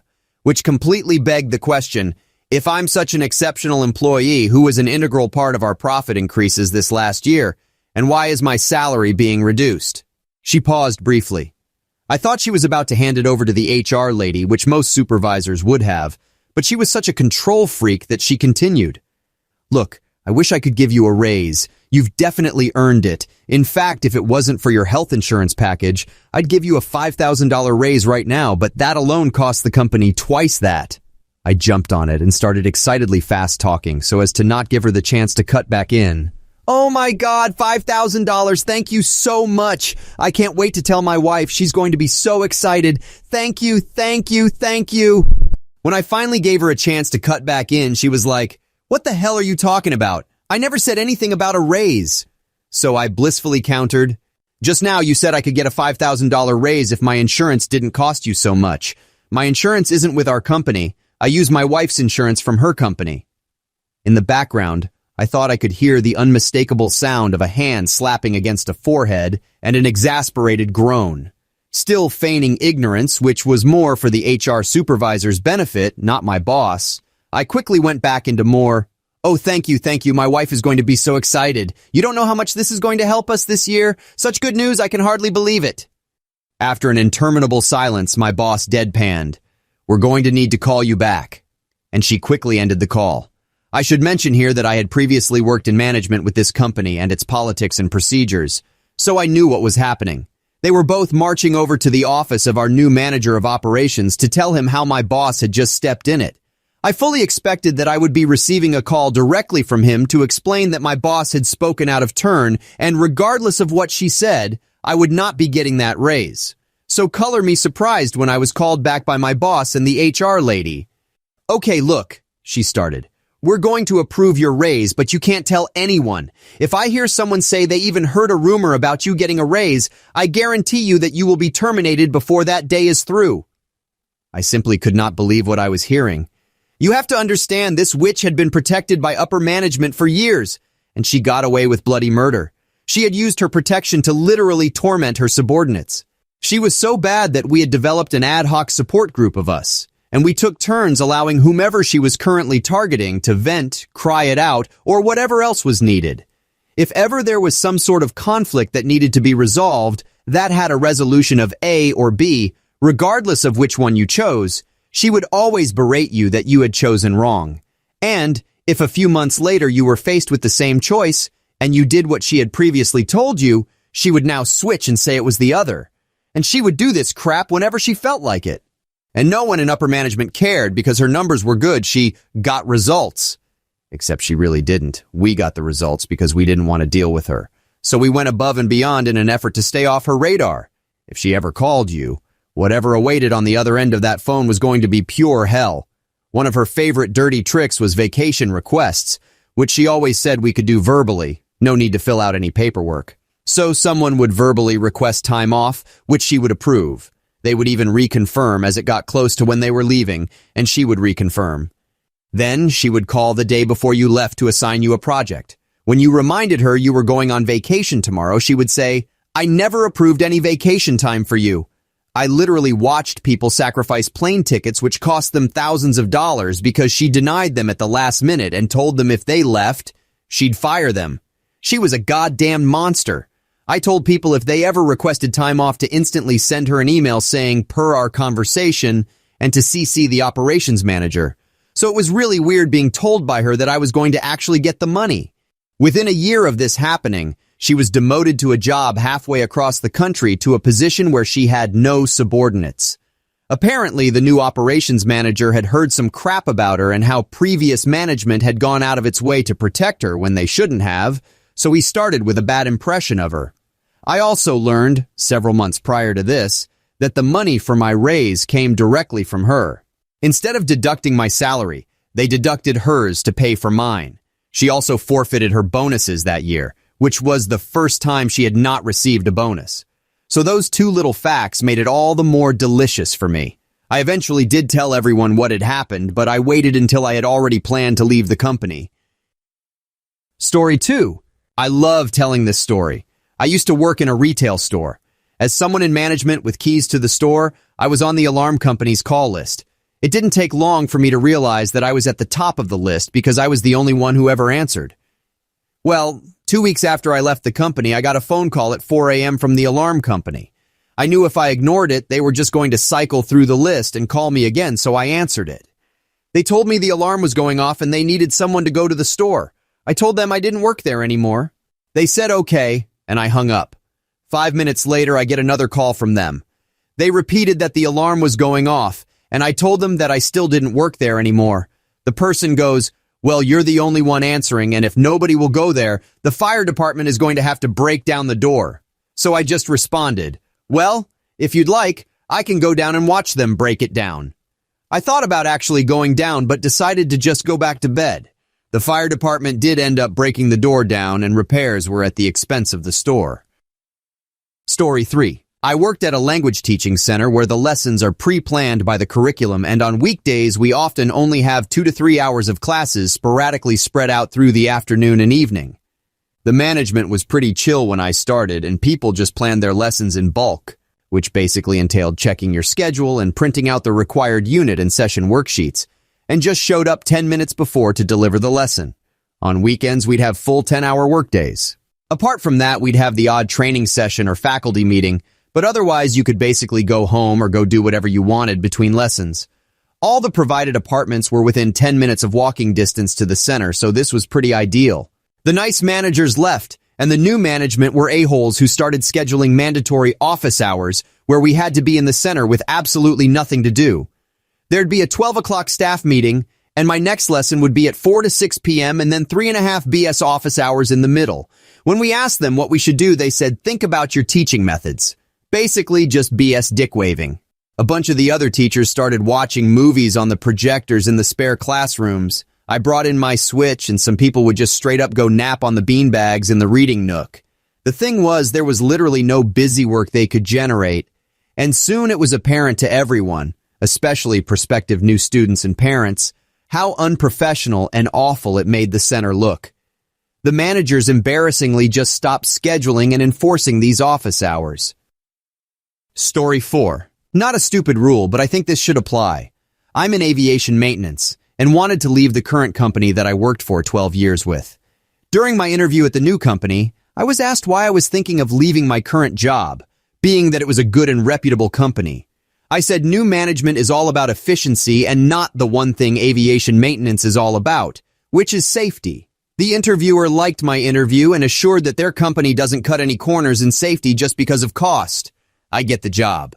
Fast forward 6 months or so, I'm the new guy, so I get the short end and have to work Christmas Eve. It should be a short day. The boss's plane is coming in from Cabo to drop off chartered passengers, fill up on fuel, and take him and family to their vacation home in Aspen. The plane arrives, and as I'm doing my post-flight walk around, I see a big problem that forces me to ground the plane. The boss is clearly not happy and attempts to force me to make an unapproved repair. I refuse to do so, and I'm sent home. Sweet. I didn't quit, it's documented, and I get to go home earlier than planned on a holiday. Someone else gets called in to do the Mickey Mouse of a repair. Everyone's happy. The plane taxis out with the owner and family full on fuel and tries to take off. Oops, the crappy repair failed and a huge component breaks off and goes into the inlet of the jet engine and grenades that engine. The plane's brakes overheat trying to stop the heavy-ass plane with just one engine. Some fuselage is damaged from the engine that gave out and the plane finally comes to a stop. The FAA comes in. Sweet. Who made this repair? Who accepted this flight? What company operates this way? So the dummy tech that tried to make the repair gets his license revoked.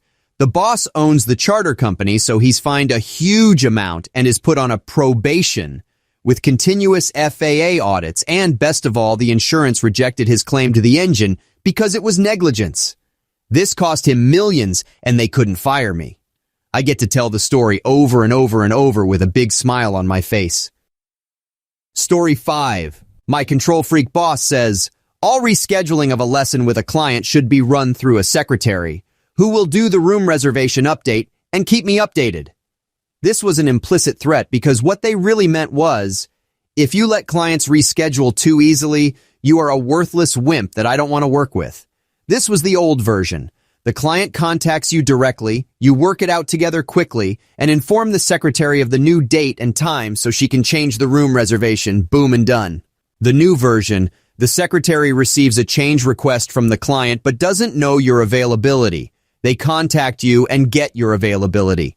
Secretary sends them to the client when she has time because it's frankly a low priority for her.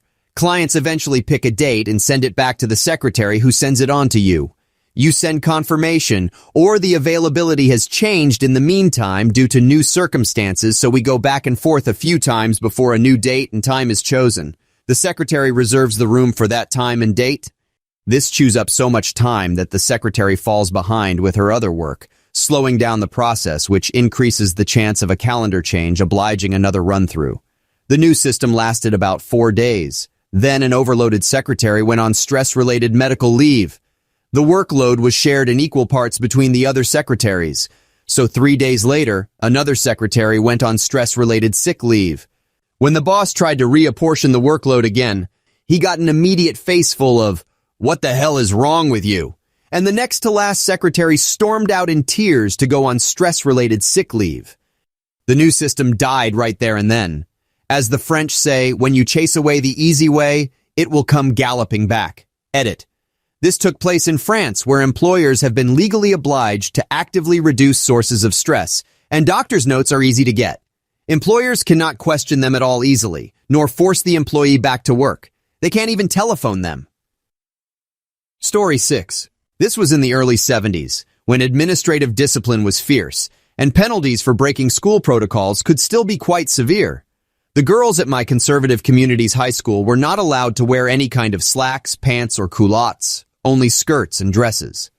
During an extended cold snap, when temperatures plummeted below -20 and remained there for nearly 3 weeks, the fed-up and frigid girls convened a meeting in the school theater, monitored only by a couple of the female teachers. Everyone was surprisingly mum about what went on and what was decided. The day after, the senior and junior year pins presented the principal with a petition demanding the girls be allowed to wear trousers during severe weather.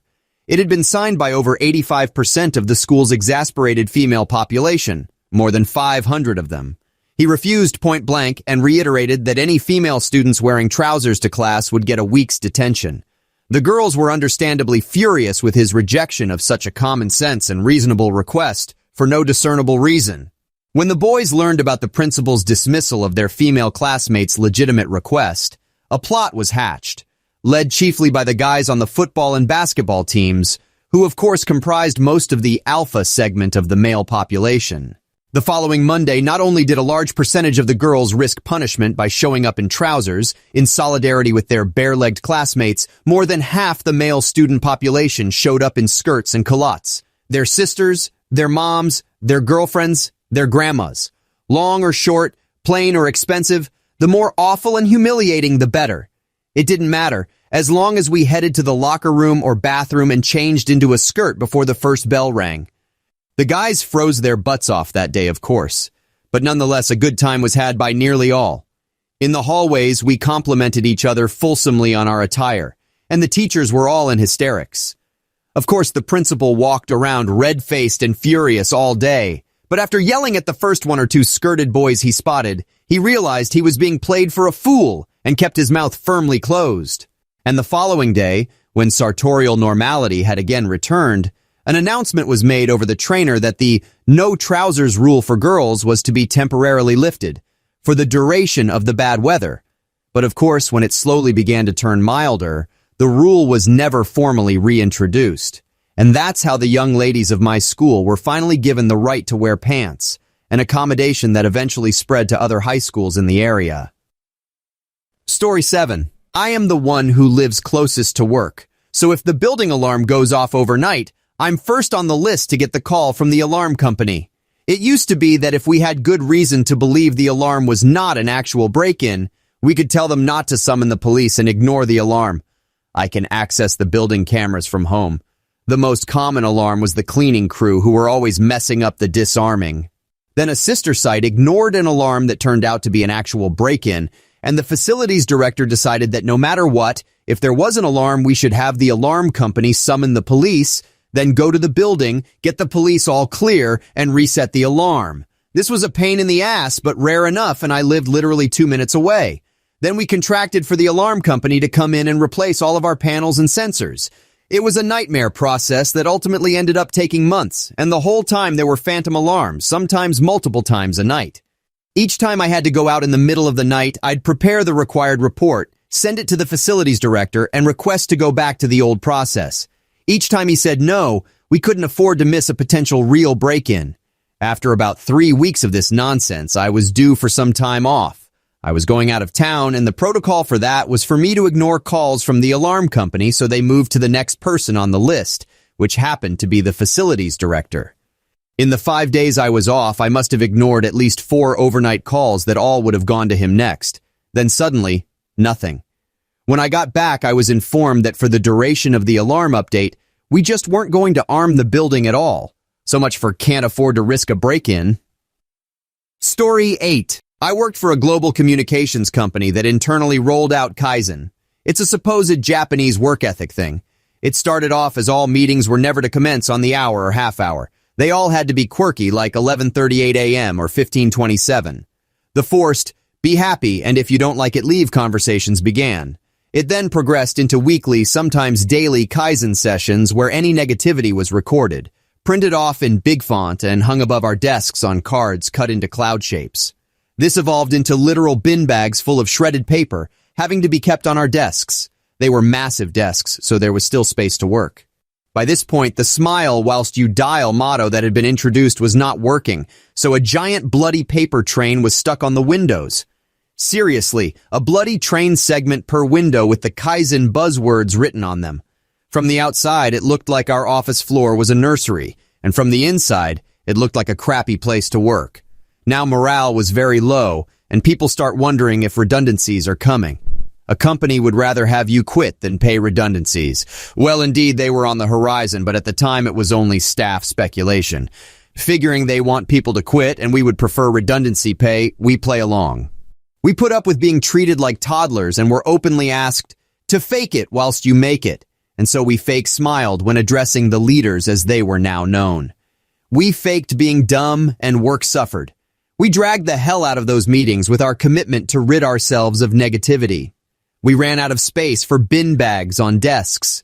We commented on how others really loved that our company opened a creche, as indicated by the running along the windows. We asked for another train for the remaining windows. It was stupid. Everyone knew everyone was being insincere. One day the leaders broke. We could address them as managers again and all rubbish could be cleared away.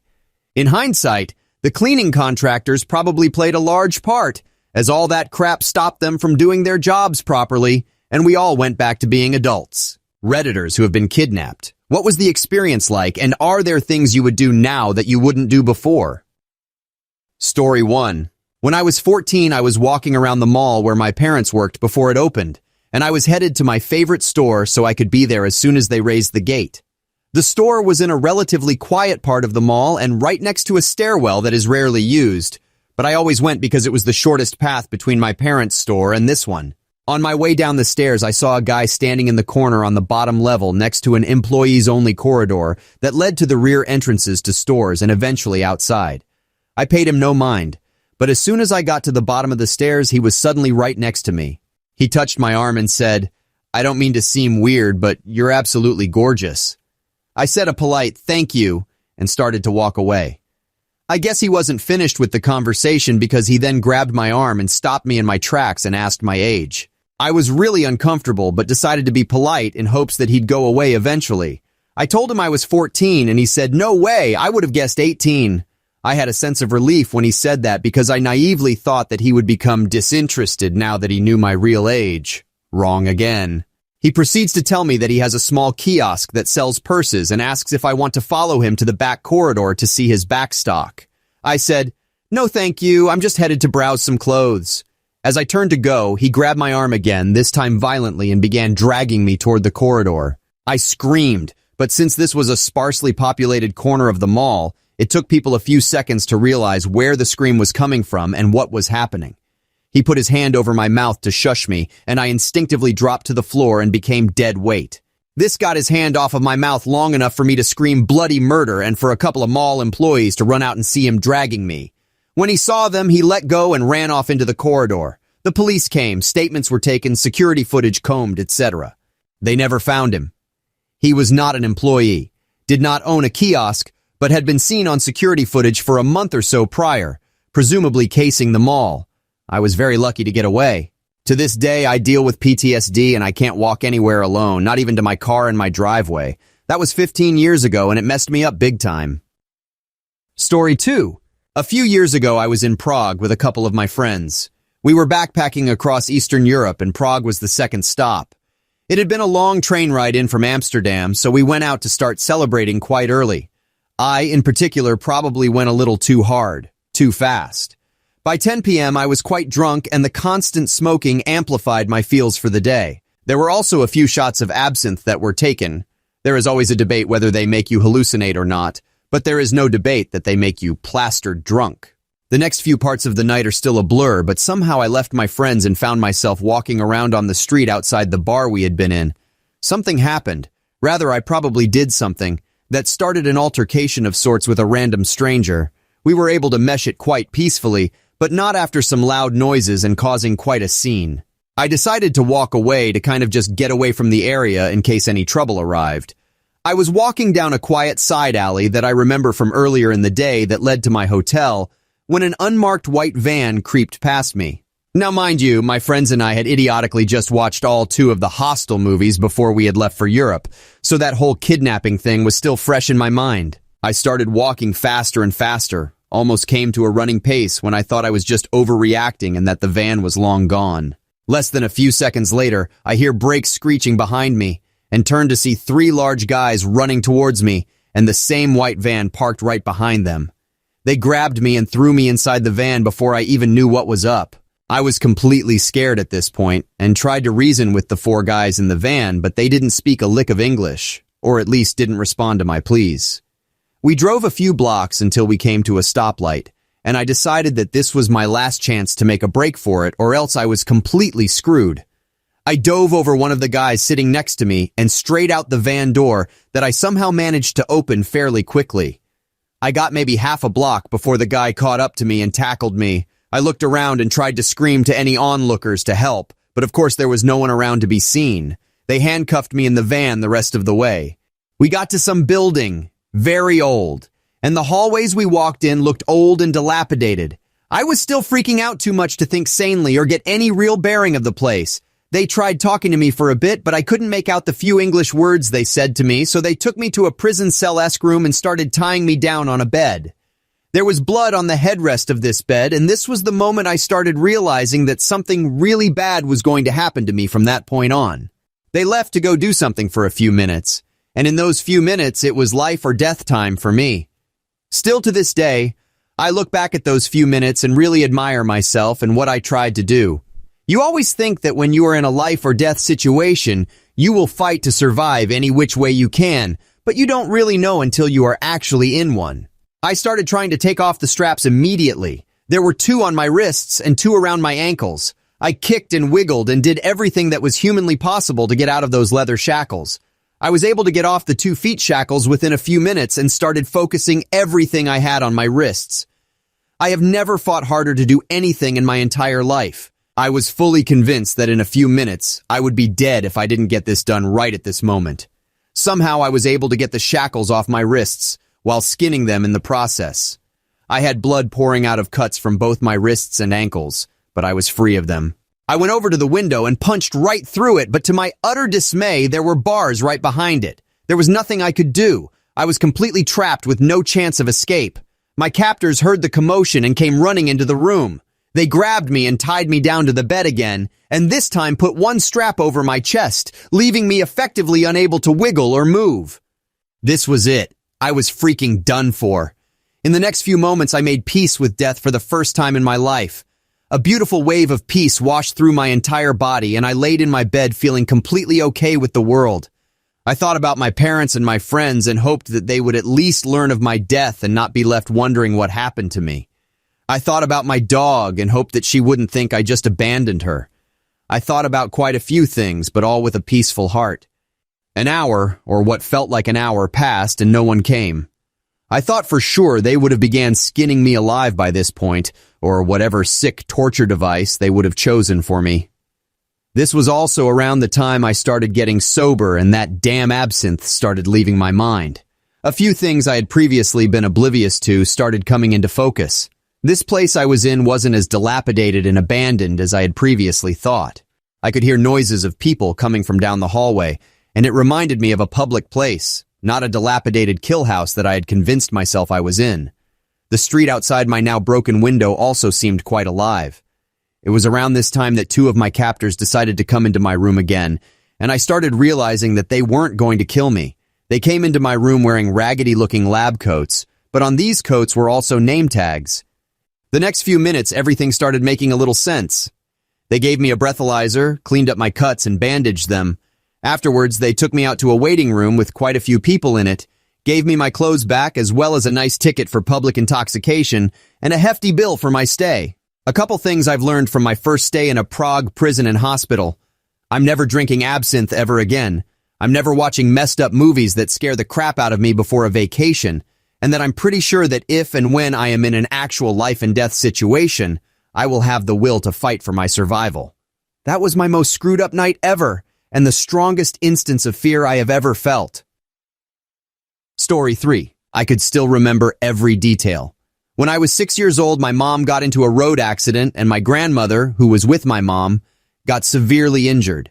So my grandfather, alongside my aunt and uncle, rushed to the hospital, leaving my two younger siblings and I with our female babysitter at home. My family trusted her, so they didn't think that there would be a problem. Our babysitter's boyfriend came, and it was the first time I ever saw him.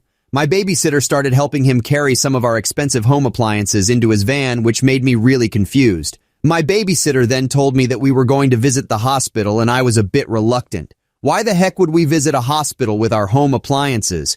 When we went outside, I caught our neighbor's maid looking at us, and she was on the telephone, panicking. The boyfriend started dragging me into the vehicle, and he was so harsh that I started screaming and kicking because it was too painful. My siblings started crying as well. Luckily, the other neighbors heard us and went outside. Some men attacked the boyfriend. My grandfather arrived and saw the commotion. He got so angry that he gave the boyfriend a black eye. The police came and declared that it was an attempted kidnapping, and a few days later, it was revealed that they were active human traffickers. My family never hired another babysitter.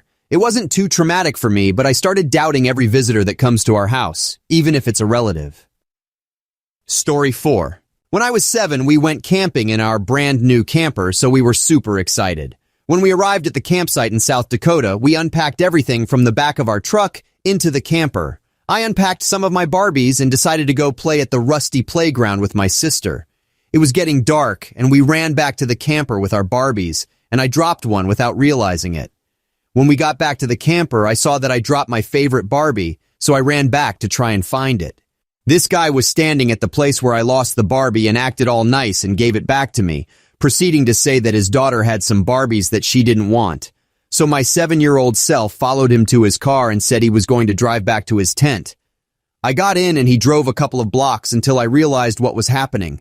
I started screaming and he stopped, and I jumped out as fast as I could while screaming. He drove off, leaving a huge rubber trail in the road. I sat on the side of the road until my parents noticed I was gone, and they eventually found me crying on the side of the road about 4 blocks away. Story 5. I'm not sure if it counts as kidnapping since it was my own idiot fault, but I did get held against my will. When I was younger, I was kind of a latchkey kid. My parents always worked, and I generally didn't see them until 8 or 9 in the evening, which meant I was always lonely and had a ton of time after school to myself. There weren't really any other kids in my neighborhood, so I was desperate for people to talk to a lot of the time. Anyways, I started going on MySpace when I was about 13, and I would get all kinds of weird guys adding me and talking to me, and typically if they were way older or ugly weirdos, I would promptly tell them to screw off. However, one guy started chatting with me that was male model gorgeous. As a bonus, I felt even more safe because I had heard of this guy before. He had formerly been a track and football star from my local high school, and he was kind of legendary. He was 21 and I was 14 when we started chatting, and I was swooning. Why would this gorgeous guy take an interest in boring young me? Anyways, he invited me to a party one Friday night right when summer break had started, and I was ecstatic. Partying with older kids? Actually having something to do on Friday night while my parents were working double shifts and generally not giving a crap about me? Yes, please. He picked me up in a badass sports car, which further impressed young me, and took me to this dingy little party house a few towns over. One of his friends was rich, and his parents owned a lot of property. I think they let him use this dumpy place for the sole purpose of throwing huge parties, or else they didn't realize that it was being used or something. It was disgusting, filled with beer cans, food wrappers, and college boy posters. Anyways, there were only guys there. I just sat nervously on the couch as they plied me with beer and played pool. Girls started showing up later, but I was hammered at that point. I had never had alcohol before.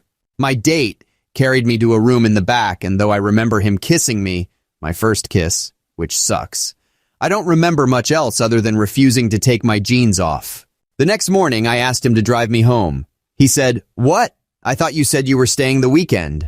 I told him I just wanted to go home, but he just laughed and told me he had already made plans that I was staying for a few days and that with what I had told him about my parents, they probably wouldn't even notice. He was pretty much right. I didn't want to seem uncool by freaking out like a baby, so I just shut up the first day. The second day, I pleaded with him to take me home, but he would just laugh and tell me to calm down and stop being so immature. He kept me there for 4 days total. I was drugged the third night, and I guess you can kind of piece together what happened. He got pissed when I wouldn't stop crying and dropped me off by a field near my house and made me walk home in the dark. When I got home, my parents freaked the hell out at me for running away, but I was too miserable and humiliated to tell them what really happened. They sent me to counseling, but I've never told a soul what really happened those 4 days. I saw my kidnapper about a year ago at the store, and he smiled and winked at me. Even though it's been like 5 years, my blood ran cold, and I just flushed and quickly left the store. Story 6. I was 15, and my dad was yelling at and fighting with my mom for the umpteenth time in those few months. I, being the eldest, just ran through the usual protocol. Get all the kids upstairs, put on cartoons at high volume, sit on the stairs and listen. This night wasn't like the others because now he was dragging us kids into his problems. He wanted my mom to go somewhere with him and she refused. He told her he wanted me to come and she said she doesn't want me to go. I got called down and tried to get myself out of it by saying I had exams I wanted to study for, but he was like, "No, you can fail." Then he didn't like that nobody was doing everything he wanted, so he called us all down to the living room. He asked, who wants to stay with their mother and who wants to stay with me? Since all we saw was him being abusive and hurting us and mom, the answers he got were either both or mom. He hated that, so he made everyone who said mom go pack their clothes and come back down. He then put us in the car and took our suitcases that we packed too. Then he took the other kids who said both with him as well, all while mom and him were yelling back and forth and she was begging him to leave us alone. We drove off and I had to sit in the front passenger seat next to him. He made me call my mom so he could yell at her that she would never see her kids ever again, etc. At this point, all of us were crying, but none of us would dare to tell him to take us back. Like 15 minutes later, mom called for the millionth time and he told me to pick up and he parked. She was crying and laughing at the same time and told him she couldn't take it anymore and that she was going to die, and I guess at that point he snapped out of it maybe. He made a U-turn and went back home, and we walked in to find our mom on the floor crying and laughing hysterically. All she could say in between sobs and laughs is, "I can't stop, I can't open my eyes." All of us gathered around her, got her water, tried to pick up the pieces, telling her we were here, to open her eyes and look at us. I looked at my dad and said, "Dad, what have you done?" He just stood there looking on and told me to call my aunt, mom's sister. And I did and told her, "Something's wrong with mom, can you talk to her?" I guess she heard my voice shake and my mom's crying and also started freaking out and crying, asking, "What's wrong with your mom?" At this point, my dad took my phone and ended the call. Then my dad also joined us in trying to snap mom out of it, saying she should stop and she's scaring the kids, that she shouldn't let us see her like this, and saying, "Come on, stop doing that." He was joking and laughing about it, but no one else was. Eventually, mom calmed down like an hour later, and he got us to dress her and put her in the car with us, and we all went to the original place where he wanted to take her and me at the start. So I guess he got what he wanted. Story 7. When I was 10 years old, there was a kid from school I used to hang out with. We lost touch, but we started hanging out again, and he had a new friend. They were both a couple of years older than me. I met the old friend in a school where I skipped a grade, and he was left behind. And his new friend was 2 years older than him, and they were both twice my size. One day, they asked me to hang out at a new friend's house. I had been there a few times, so I didn't think anything of it. I get there, and things just felt off. We were hanging out in his bedroom. They asked me, "What's your biggest fear?" And I struggled to think of something. "Claustrophobia," I said. So they took a blanket and trapped me underneath it for a few minutes while I screamed. I struggled out of it and I said I wanted to go home. They said, "We're not going to let that happen."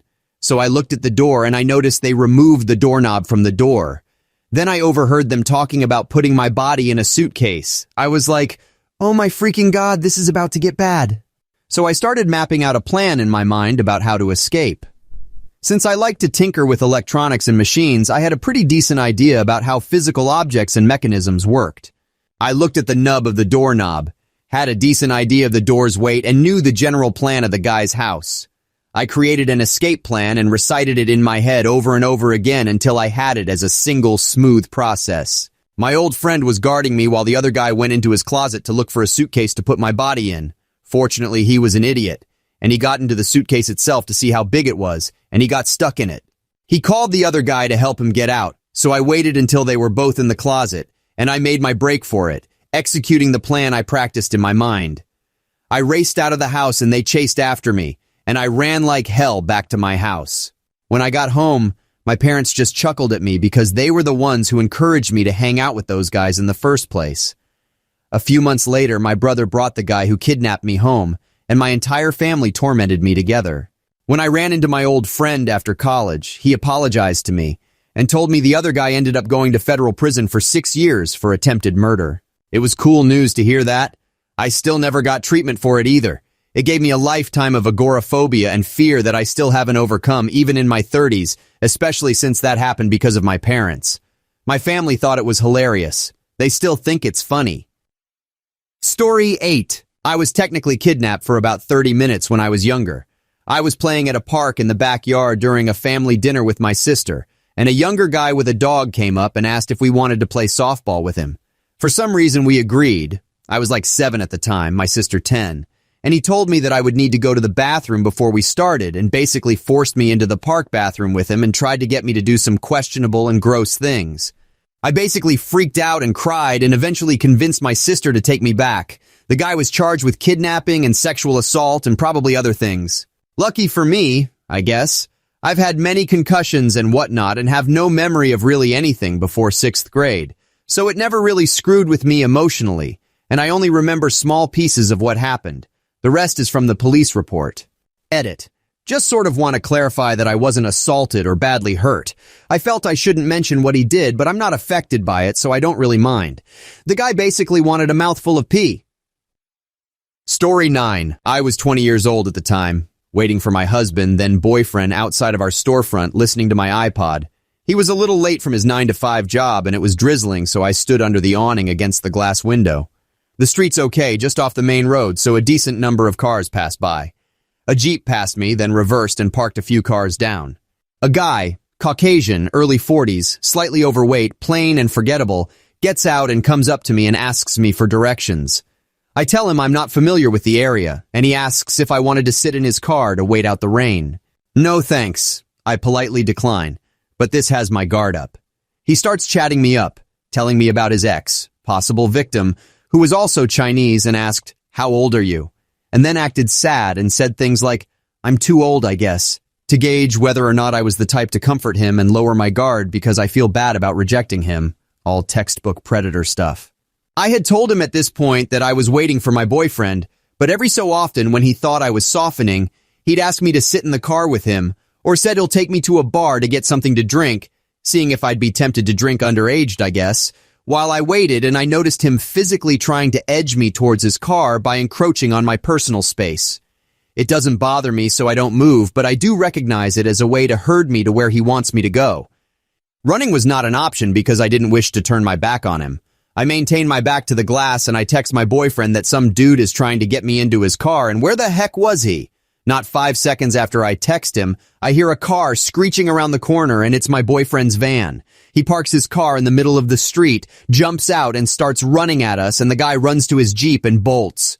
A few weeks later, we're inside our shop and some guy is outside looking in. I usually invite customers who look interested inside, but this guy declined. He did ask me something that seemed very familiar, but I couldn't put a finger on it.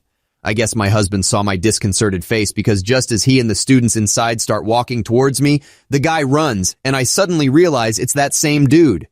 At this point, I should mention that our store is a martial arts school, which apparently did not deter him, although he did ask whether or not I'd be able to mess him up. I didn't want to find out. I wish I could have gotten a license plate number because I'm sure he's done this before, but he would always park just far enough that I can't see it clearly. We purchased a place shortly after and moved so we never ran into him again. Story 10. My story is kind of an in-between. Not really sure if it counts, so I'll keep it as short as I can. Basically, I was living with my mom and her boyfriend of many years, who I am not biologically related to. It was not a stable relationship, but it was a relationship. He does business that requires him to travel a lot, and I know that he has an affinity for Utah, so one day, I think it was a weekend, he said that we were going on a family trip to Utah. I wasn't exactly excited for leaving, and I only got to pack one bag, but was assured with the whole, you'll be outside doing stuff, you won't want to bring this or that.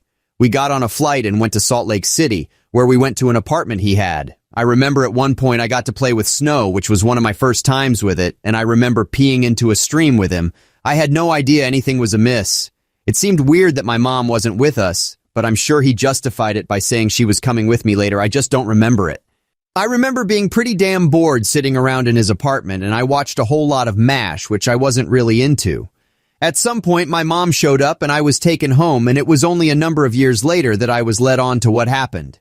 Nothing changed in their relationship as a result of it, and he wasn't ever charged or anything. It's a kidnapping because he took me without permission. I believe it was due to some kind of argument, but never really escalated to the point that authorities were called, at least as far as I know. People who have caused or witnessed an accidental death. What was the experience like and what happened afterwards? Story 1. I had someone cross the street right in front of my car without looking where he was going. I slammed on my brakes and skidded towards him. This got his attention, so he started to run out of my way, but unfortunately he ran into the next lane, and a car moving along at about 55 miles per hour hit him. He was sent across the street and landed on the curb that was at least 40 feet away. I stopped my car and ran over to him, but it was already apparent he wasn't alive. The man who hit him crashed his car and ran back to where a small group of people were standing over the old man. He was hysterical, saying over and over again that he didn't see him. I tried to calm him down, telling him there was nothing he could do. I almost hit him too. It wasn't his fault. I walked him over to the curb away from the dead man and sat with him until the police arrived. That was the first time in my life I had seen anyone die, much less such a violent death. I wasn't sad, though I felt bad for the old man and the young man that hit him. I remember looking at the body and wondering where he was going, what was on his mind that he wasn't paying attention crossing the street.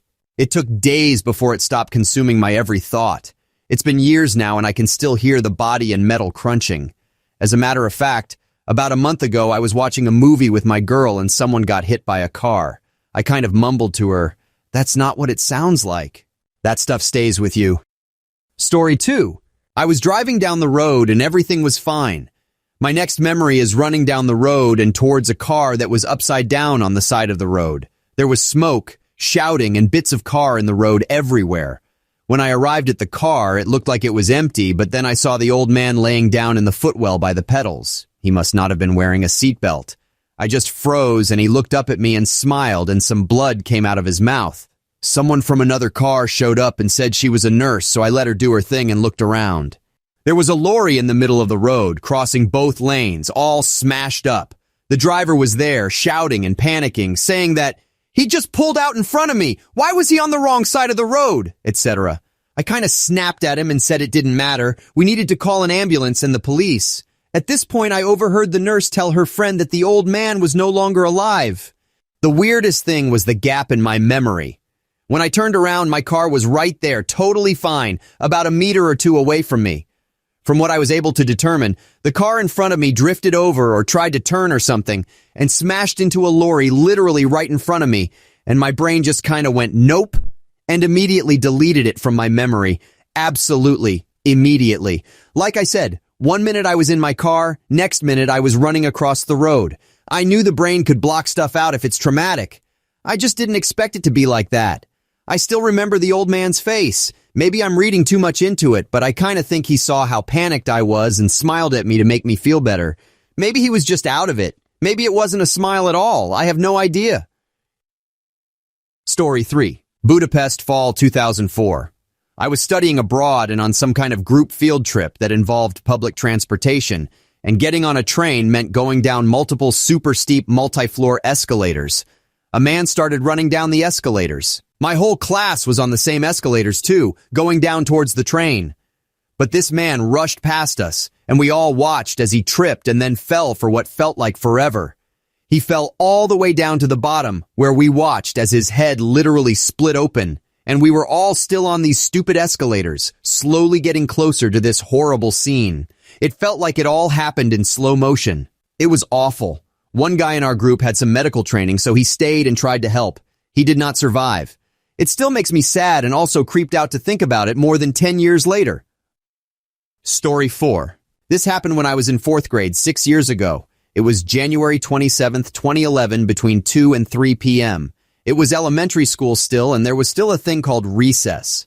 During that hour-long time, I usually played soccer with the group of kids that played it. About 20 of us total, give or take some. I was playing defender while the ball was downfield, and I had taken up a chat with the goalie. I remember looking around wondering, why is everyone suddenly running to the other side of the field? When I looked over and saw that the goal over there had collapsed. These goals weren't very well designed, basically rectangular prisms with nets behind them, so it didn't take but a little weight to push it down. Me and the goalie rush over there to see that a kid, let's call him Johnny, is pinned underneath it. Johnny isn't moving, and there's a little bruise on the top of his head.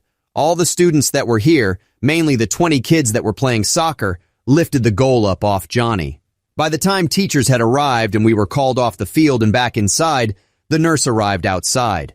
We heard an ambulance come about 5 minutes after that. The next day we were told that Johnny had passed from a severed trachea.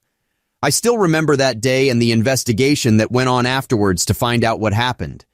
Basically, a formal police investigation was started because it happened on state property. What they found was that Johnny had been walking with his friend, let's call him Andrew, and had been passing by the goal when someone else had been leaning up on the post. The goal tipped over from the weight of that kid and struck Johnny in the head, flinging it backwards and snapping his trachea. The family of the school filed suit against the school district, saying they were responsible for his death. They eventually reached a settlement out of court. Story 5. My best friend and I had just exited Walmart. He lit up a cigarette, so we were kind of standing there on the curb in front of the store before going to the parking lot. A family was walking in the crosswalk area. It was a youngish mom and dad with their kids, and the grandma.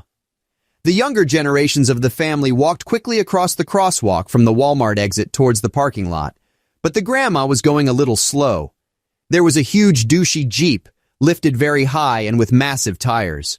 The little old grandma was too short for the military haircutted guy in the lifted Jeep to notice. He was going slowly, but just didn't see her because his monster truck tires on his Jeep were almost as tall as her. He rolled right over her, and he kind of had a look like, why is there a speed bump here? Meanwhile, all of us looked on in complete horror, with quite a few people screaming and gesturing towards him, but it was too late.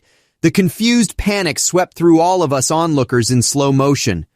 About 6 guys got under the Jeep and lifted it off of the poor lady. Some Walmart employees in their desperation brought out wet floor signs, probably just the closest thing they could grab to try and make sure nobody drove by, and put them up around her while we waited for the emergency helicopter to arrive. She was laying flat on her back. Her leg and abdomen had borne the full weight of the Jeep's monster tires. I didn't see much blood except for around her shoes. Her gaze was straight up into infinity. Her eyes were wide and glossy. Honestly, I don't remember what her family was doing. All I could do was stand back far enough to not be in the way when the emergency people arrived. She was still partially conscious when they got her onto a stretcher, but I heard she was DOA at the hospital. Story 6. I was at war. I was on a tank in Fallujah in 2005, and we were watching the road. We called it Road Watch. A car pulled over just out of sight, then blew up. He had accidentally triggered his own IED. We went there, and I got off the tank. One guy was all over the place. Bits of him here and there, such small pieces that I wasn't even sure it was a whole person. The other guy was still strapped into his car seat. The top of the car was gone, and it was half on its side, but like on its roof too. Story 7. My friends and I used to play by a creek that was located about a mile or so behind my cousin's house. On this day, we were swinging from one side of the creek to another on this rope swing that we built. The rope was tied to a tree, and we would do this pretty often. It seemed safe enough.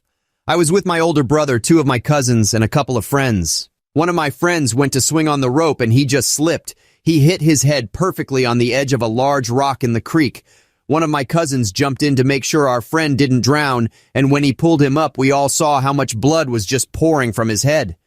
My brother told me and one of our cousins to run back to our aunt and uncle's house to go get help. We got help, and my aunt made us stay at the house while she called 911 and the boy's parents. My uncle went to the creek to see the severity of the injury. The rest of the kids came back, and I asked my brother if our friend was okay, and he shook his head no. I knew that he passed, and it was confirmed later that day. It was really tough. My brother took it pretty hard and cried himself to sleep that night. My brother wasn't really a crier, so it hurt to see him that upset. We shared a room, and we slept in the same bed for a little while following the accident. I felt guilty even though I didn't cause the accident. I just couldn't understand why it happened to him. The accident was only 2 days before the new school year started, so we had counselors come in and tell us what to do if we are feeling sad. At the time, I was really angry that the other students were acting like he was their best friend, even if they never spoke to him. I still think about it from time to time. I just feel for his parents now. I couldn't imagine sending my kid out to play and then getting a call like that just hours later. Story 8. It's been 10 years. I'm still messed up. I don't ever talk about it, so maybe this will be okay. I was 19 and living with my boyfriend. I got the flu. I missed a few days of work and finally recovered enough to go back to work. It was a drive-through of a pretty busy fast food joint.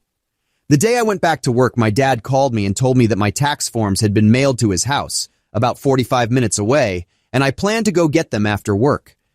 A short backstory that will become relevant. I smoked weed pretty often back then, but hadn't smoked in over a week at this point. Because I hadn't smoked while I was sick, I didn't smoke when going to work, and I probably planned to smoke after I got home from my dad's, honestly. I went to my dad's house with no issue, hung out for a few minutes, I felt fine, and left to go home about 4 or 5 o'clock. I stopped at a store and got some cigarettes and a soda and put them in my purse, which I tossed in the back seat. I leave the store and stop at the next red light. While stopped, I take off my seatbelt to reach my purse. The light turns green quicker than I thought, and I put my car in gear and go without my seatbelt. The road I'm on now is not super busy. Maybe 6 to 7 cars in my vision going my direction. 4 lanes with big tree medians and plenty of turn lanes. I was apparently very dehydrated. At the hospital, I had to have potassium because mine was super low, and they think that's why I passed out. From my later research, it also causes muscle cramping and other more severe stuff. I remember fighting the feeling but not being able to think anything besides the thought that this is not good. My car hit a car that was stopped in a turn lane at a red light. It pushed his car out into oncoming traffic because his wheels were turned. My car flipped 2.5 times, landing on the roof. I'll tell this in the order of what I know, so my situation is first. I was trapped in the car, my very long hair was in a ponytail and had gone out the open sunroof and was stuck between the road and the car. I had slid into construction supplies and a piece of steel rebar was through the windshield and through the driver's seat. I was thrown towards the passenger side and my hair was caught out towards that side. People stopped, but I couldn't see them or move my head. A man came to me and saw what was going on and pulled out his pocket knife. He started cutting my hair and a woman came up. I heard her say, "Oh no, what are you doing? I have scissors." They freed me and I lay on the grass, pretty sure my elbow was broken, knee hurting and disoriented. I was pretty much fine. Lots of bruising and gravel embedded in my scalp and a swollen, immovable elbow. The police came to take a blood sample. I was in a neck brace staring at the ceiling and the cop stood at my feet where I couldn't see him. He told me the man was seriously hurt. Broken leg and arm, broken ribs, and a punctured lung. They flew him to a bigger hospital and I couldn't get any more info for a while. Months later, 5 officers in 3 cars showed up at 11:30 p.m. at my dad's house where I was now living. One called our house phone and told me I was being arrested and to come out quietly so I didn't disturb my elderly parents. I was arrested on 11 charges, including basically all DUI charges, which really confused me. Very serious DUI charges involving manslaughter and some possession of weed charges as well. I was granted a $10,000 bond. 10% bail is $1,000, so it would allow me to be on house arrest, which didn't allow me to work. I was in jail for a little over a month when they called me down to booking. I thought it meant my dad had got together enough cash for the bail. I was wrong. The man I hit developed a staph infection at the hospital and died from it. They changed my charge to manslaughter by DUI at this point. The DUI came from the blood test. They found trace metabolites of marijuana in my system. After the blood test results came back, the officer that responded to the wreck filled out a form that was meant to describe my appearance, actions, and quirks, etc. I don't remember talking to this man. I remember laying on the grass until I was out on a stretcher and into an ambulance. The report said that I had red eyes, slurred speech, dry mouth. I dropped things repeatedly and couldn't follow simple commands. I finally made bail and spent a year on house arrest with my dad supporting me. I was able to work at the end for a few months, then finally got my release conditions modified to no house arrest a few days before court. The day I got off house arrest, I went to spend the night at my boyfriend's. The first one dumped me when I was in the hospital after the wreck. This one helped me the whole time I was in jail and on house arrest and is an angel on earth and now my ex. We got a phone call at about 2 a.m. saying that my dad had been taken to the hospital. He'd had a heart attack and died before he got to the hospital. He was 44. I went to court a few days later, and they dropped all the felony charges and gave me 6 months probation for the misdemeanor possession charges. Then I went to court for my violation of probation, different county, and was sentenced to the maximum sentence, 11 months, 29 days, taken from court to jail, heels and all. I'm still pretty messed up over everything. I don't drive. I don't even really leave my house. I finally decided to go back to school because I can get my associate's degree all online through the local community college, and it's a serious struggle when I have to go to the testing center. I even missed my mom's graduation today. She's going to be a teacher because I couldn't deal with that many people. I have severe insomnia, posting this at 3:30 a.m., and depression and severe anxiety. I probably need professional help, but the thought of even calling someone gives me panic attacks. Story 9. Without a doubt, one of the hardest things I've ever been through. I was driving to meet my mom for dinner near her work after class. It was maybe 7 p.m. I typically take the highway when heading out that way, but it was a nice day, so I decided to take the back roads. Along the way, there was a cyclist going along. I noticed him, but he was in the bike lane, which was decently sized. The road was 45 miles per hour, but I had slowed down some as I got closer to the center line to give him some space. Then, once I'm barely a few yards from the guy, he decided to turn directly in front of my car. He didn't make any indication that he would be turning. He didn't so much as look, and there wasn't an intersection in the area. But nonetheless, here he was directly in the path of my car, with barely a few feet separating us. I remember very distinctly everything seeming to slow down. I reflexively slammed onto my brakes as hard as I physically could. I watched in agony as my car screeched towards him. The last thing I remember is his body coming up onto my windshield, the sound of crunching metal and breaking glass, and the blood. Supposedly, I had called the cops hysterically begging for help. When they had arrived, I was on the ground, kneeling next to the man, sobbing as he lay face down on the sidewalk, not moving. He was pronounced DOA. After the accident, I went numb. I couldn't sleep. I couldn't eat. I was so nauseous and I could barely stand.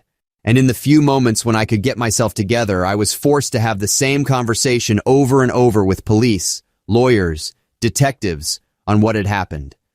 Always pressing for more details. It was torture and felt never-ending.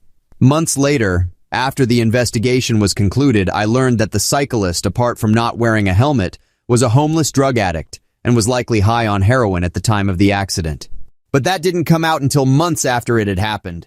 It had been published in the local papers that a cyclist had been killed in a car accident.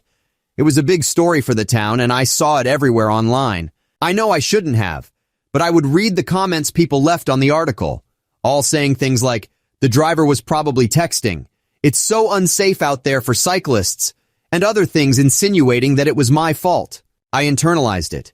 Even though I'm absolutely certain I was paying attention, part of me keeps thinking thoughts about how I might have looked down at some point to perhaps adjust the radio and I didn't see his signal, that I missed my opportunity to avoid this, that somehow it is my fault. For a long time after the accident, I was very far from okay. I was dependent on sleeping pills to get any sleep at all, and my appetite dwindled. Every time I got into a car, even if I wasn't driving, I felt panicked.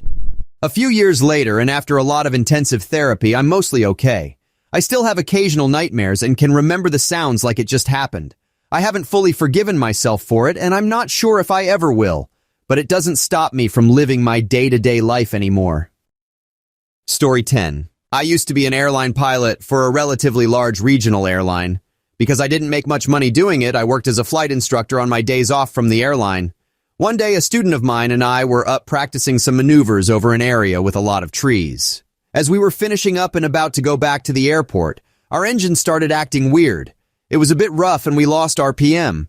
No big deal, I thought. I figured we were just running the mixture too lean, so I enriched it and had no improvement. I started heading towards a field we passed a couple miles back. It wasn't big, but it was our best shot if things got worse, as the airport was something like 15 miles away. The engine only got worse. I was having trouble maintaining altitude, and I radioed in a mayday call with our position. Eventually, the engine died completely. I tried to restart, but nothing worked. As we were lining up our final approach, we made sure the airplane was secured and all that. Turns out the field was a lot smaller than I thought. We touched down, and it was extremely rough. I had a lot of pressure on the brakes, trying to not lock them. The trees were coming up very fast, and I decided we weren't going to stop. So I tried to get the airplane back on its front wheels and slam on the brakes to make it flip. That way we could at least stop. I thought about it too late, and we smashed straight into a big tree. I can't remember very clearly getting out, but I do remember seeing my student in the front seat slouched over with his head to the side. I tried to yell for him to get out and realized his eyes were open. The local police arrived within minutes of us touching down, and later they said they saw us coming in. They got my student out and took me to a hospital to be looked at and x-rayed because I had bad pain in my neck and back. They pronounced my student dead at the scene. His neck snapped on impact. I didn't have any legal action taken against me or anything. The NTSB and FAA said that I did the right thing in the situation. I just wish I could have gotten the plane flipped over. I feel guilty. His wife blamed me and tried suing me. I have extreme anxiety and don't fly anymore. I wish I could bring myself to do it because I truly loved it. I work construction now because I have always loved building stuff and fixing up the house.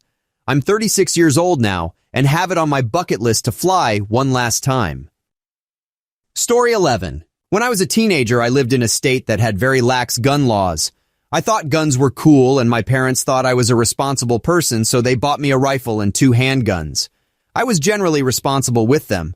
Always carried them properly, unloaded, cleaned them, only shot them in the target range my father built, and always kept them and the ammunition locked up. I had them for 2 years, and these safety precautions were drilled into me by my father to the point where they were ingrained habits that I never skipped. One night, a friend of mine was staying over, and we were in my room just hanging out. Sometimes we would take out the revolver and practice twirling it on our fingers, quick drawing, stuff like that. This night, my friend wanted to do that, but instead of taking it out myself, I gave them the key. They took it out and were twirling it around. Then I took my turn. While I was fiddling with it, it went off and hit my friend. I ran out of the room screaming. The police were called and my friend was taken to the hospital where they were pronounced dead. To this day, I have no idea how a live round was in that gun. I was sitting 3 feet away from them when they took it out of the lockbox it was in, so I'm certain they didn't put one in. I always checked the gun when I took it out and before I put it away. My friend didn't check when they took it out that night, and I didn't want to yell at them. We both had just gone shooting the day before, and I remember checking the gun before putting it back because I was explaining to my friend what the safety procedures were, and we went over that when putting it away. The only other person who had a key to the box was my father, and he said that he hadn't touched the guns. After that, I was a complete emotional wreck. I was basically catatonic for months. It was near the end of the school year, and I don't remember taking finals or if I had to make them up or just got excused. It's a total blank. I was prosecuted and represented by the PD. I went to the court dates and sentencing, but I remember exactly 0 of this. I don't remember what the ultimate charge or plea deal was, but I was sentenced to 1,000 hours of community service. I suspect it was a firearm charge of some kind. My parents lost the paperwork in a move a while back and have since passed away.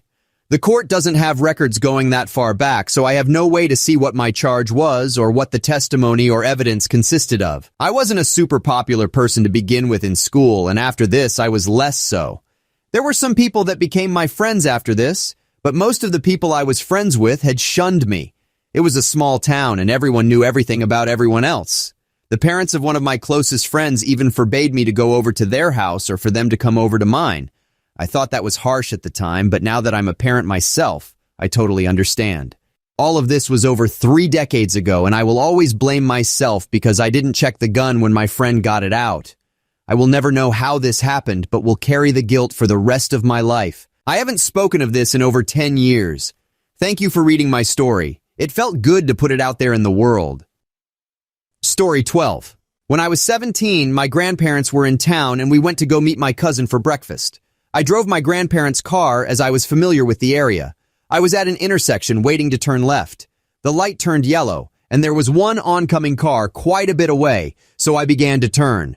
That's when that oncoming car apparently decided to speed up to make the yellow light, and he slammed right into our car. Both cars ended up on opposite sides of the intersection. My grandpa, in the front passenger seat, and I were okay, aside from some bruises. My grandma, on the other hand, was not. She was the only one in the car not wearing her seatbelt. When the car hit us, it hit her side and right where she was sitting. She was thrown around, but still conscious. Fortunately, it happened about 2 blocks from the hospital, and there was a nurse in her car who saw it happen and got out of her car to help. My grandma ended up with a broken pelvis and bleeding in the brain, among other things. She was taken to the hospital and then was life-flighted to a better-equipped hospital to be rushed into surgery to relieve pressure on the brain. She was intubated and was in the ICU for months. I remember at one point she was awake, but unable to speak because of the tube, and kept signaling for someone to end her suffering. It was awful. My grandparents had been married almost 60 years, and you could see the heartbreak and pain in my grandpa's eyes when she would signal that. She started to get better and was able to begin physical therapy, but then ended up getting a staph infection and died in the hospital within days of contracting it. My mom, grandpa, and everyone else kept trying to tell me that it wasn't my fault. My grandpa and I still have a great relationship. But if I had just waited to turn, none of this would have happened. My grandma would still be alive. It's been almost 15 years, and I still feel guilt. I still replay that moment in my head, and I still think about everything that led up to that moment. If I had just stood my ground and told my grandma that it wouldn't take as long to get to our destination so we would have left later, it wouldn't have happened. If I just waited until I had a green arrow. If I just checked to see if she was even buckled. Maybe even if I hadn't offered to drive. I didn't drive for 4 or 5 months afterwards. For almost a year after it happened, I would refuse to turn left. I would take 3 right turns instead of going left. To this day, I won't turn at that intersection when I'm in that area. What's the craziest revenge story you've never told anyone about? Story 1. My former manager ends my job at the company I loved, so I helped end his career in local tech forever. This is my first one of these. I hope it qualifies. Apologies for this being so long, but I've had to keep this story to myself for more than a decade. Ironically, a recent court ruling means I'm now free to discuss the details publicly for the first time without penalty.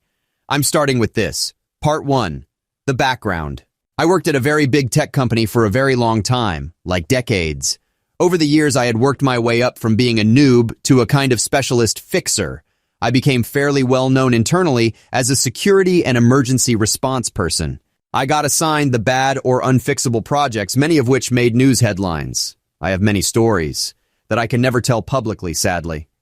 Suffice it to say that multiple senior vice presidents in various divisions got to know who I was, because I effectively wrangled gnarly and complex problems and herded many intense tech nerds together to resolve big things in multiple divisions over the years. It was so fun. At the time of our story, I was working on a small security team in a product engineering division.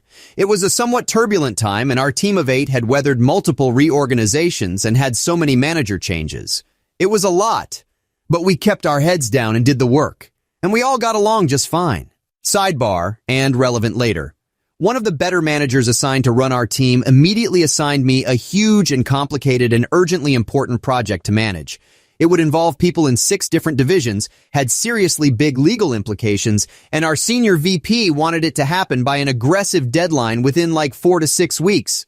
Oh, and my manager was leaving imminently on a long-planned vacation, so he apologetically would be away for the next 3 weeks and unable to assist. The project was to do something big and technical, which had never been done before, so no one was entirely sure how to do it, who all it would require, what steps and in what order, etc. Some of the key players had what we gently called difficult personalities. And oh, by the way, it would definitely make international news and cause a ripple in the industry when we did it. No big whoop. The manager was a decent guy, and he felt bad about leaving me with this thorny mess. But I did it. We got all the people from all the divisions in a room and mapped it all out on a whiteboard. It took days, and hashed out how to do it before the deadline. Actually, well before, for bonus points, and we lined everyone up to get it done. Before we pulled the actual trigger on the very big thing, I had to attend a meeting with the VP and executive leadership, several levels of management above me, and with the legal team to present the plan and to assure all of the executives that we were ready and had it all handled. So I looked the VP in the eye and assured him that I got this. And then I did. The team did the big thing sooner than the deadline. It was flawless. We rocked that. Just another day at the office. Part 2. The Inept Manager. A few months after that epic project, our good manager left us for another role and someone new moved over from an unrelated division out of nowhere. We'll call him Inept Manager. Inept Manager did not know anything about security. He did not know anything about emergency response. He didn't know anything about what our division did. In fact, no one on our team had ever heard of this guy. He was that worst kind of middle manager, self-important, dismissive of everyone, cares most about appearances and ego, micromanages stuff he doesn't comprehend and just makes everything worse. But he apparently knows people and those people get him job assignments because of politics, loyalty. He certainly didn't have any skills or experience for our team. That guy is the worst. One of Inept Manager's many weird quirks was that he didn't think it was appropriate for our team to disagree with or correct each other in front of other people. Things in tech, specifically product development, move pretty quickly, and things change all the time. So if some of our team was meeting with someone from another team, and someone said something like, "So we decided to make the sky green, and we're on schedule," and someone else on our team chimed in to say, "Actually, that's changed. We decided that the sky is now going to be blue and we pushed the deadline back 2 weeks. That just happened in an earlier meeting." "Oh, okay, cool." Inept Manager would interrupt and say, "We clearly need to get on the same page. Let's end this meeting right now and reschedule when my team has all the facts straight." What? That's insane. We'd literally never have any meetings if we waited until everyone knew all of the same information all the time. Other teams would routinely leave meetings with us with inaccurate info, which affected release schedules, resources, and it was just a mess. Part 3. Inept Manager Hostility. Shortly after Inept Manager became our manager, he started being really hostile to me. Not to everyone on the team, just me. As far as I knew, I hadn't done or said anything to earn his hostility. Suddenly, after 20 years at this company, I could do nothing right. While this jerk didn't actually understand most of what my job was, he was sure I wasn't doing it right. And he was quick to tell me so, and often in front of others, to the point that my coworkers would take me aside to ask what the hell was going on. I didn't know either. The thing is, I was the only woman on the team, and I have a disability. Now, I've been through some things working in high tech over those decades. It was very much an old boys club back then. But I was fine. I'm not one to claim discrimination at the drop of a hat or for no reason. However, when I was trying to piece together the cause of this dude's hostility, some of his comments were sexist and not at all subtle. He also didn't like that due to my disability, and frankly my seniority. I was given one of the few offices with a door on it in our new building. The rest of our team was in open floor plan cubicles which everyone hated. He was incensed that I, a lowly direct report and woman, got an office and he didn't.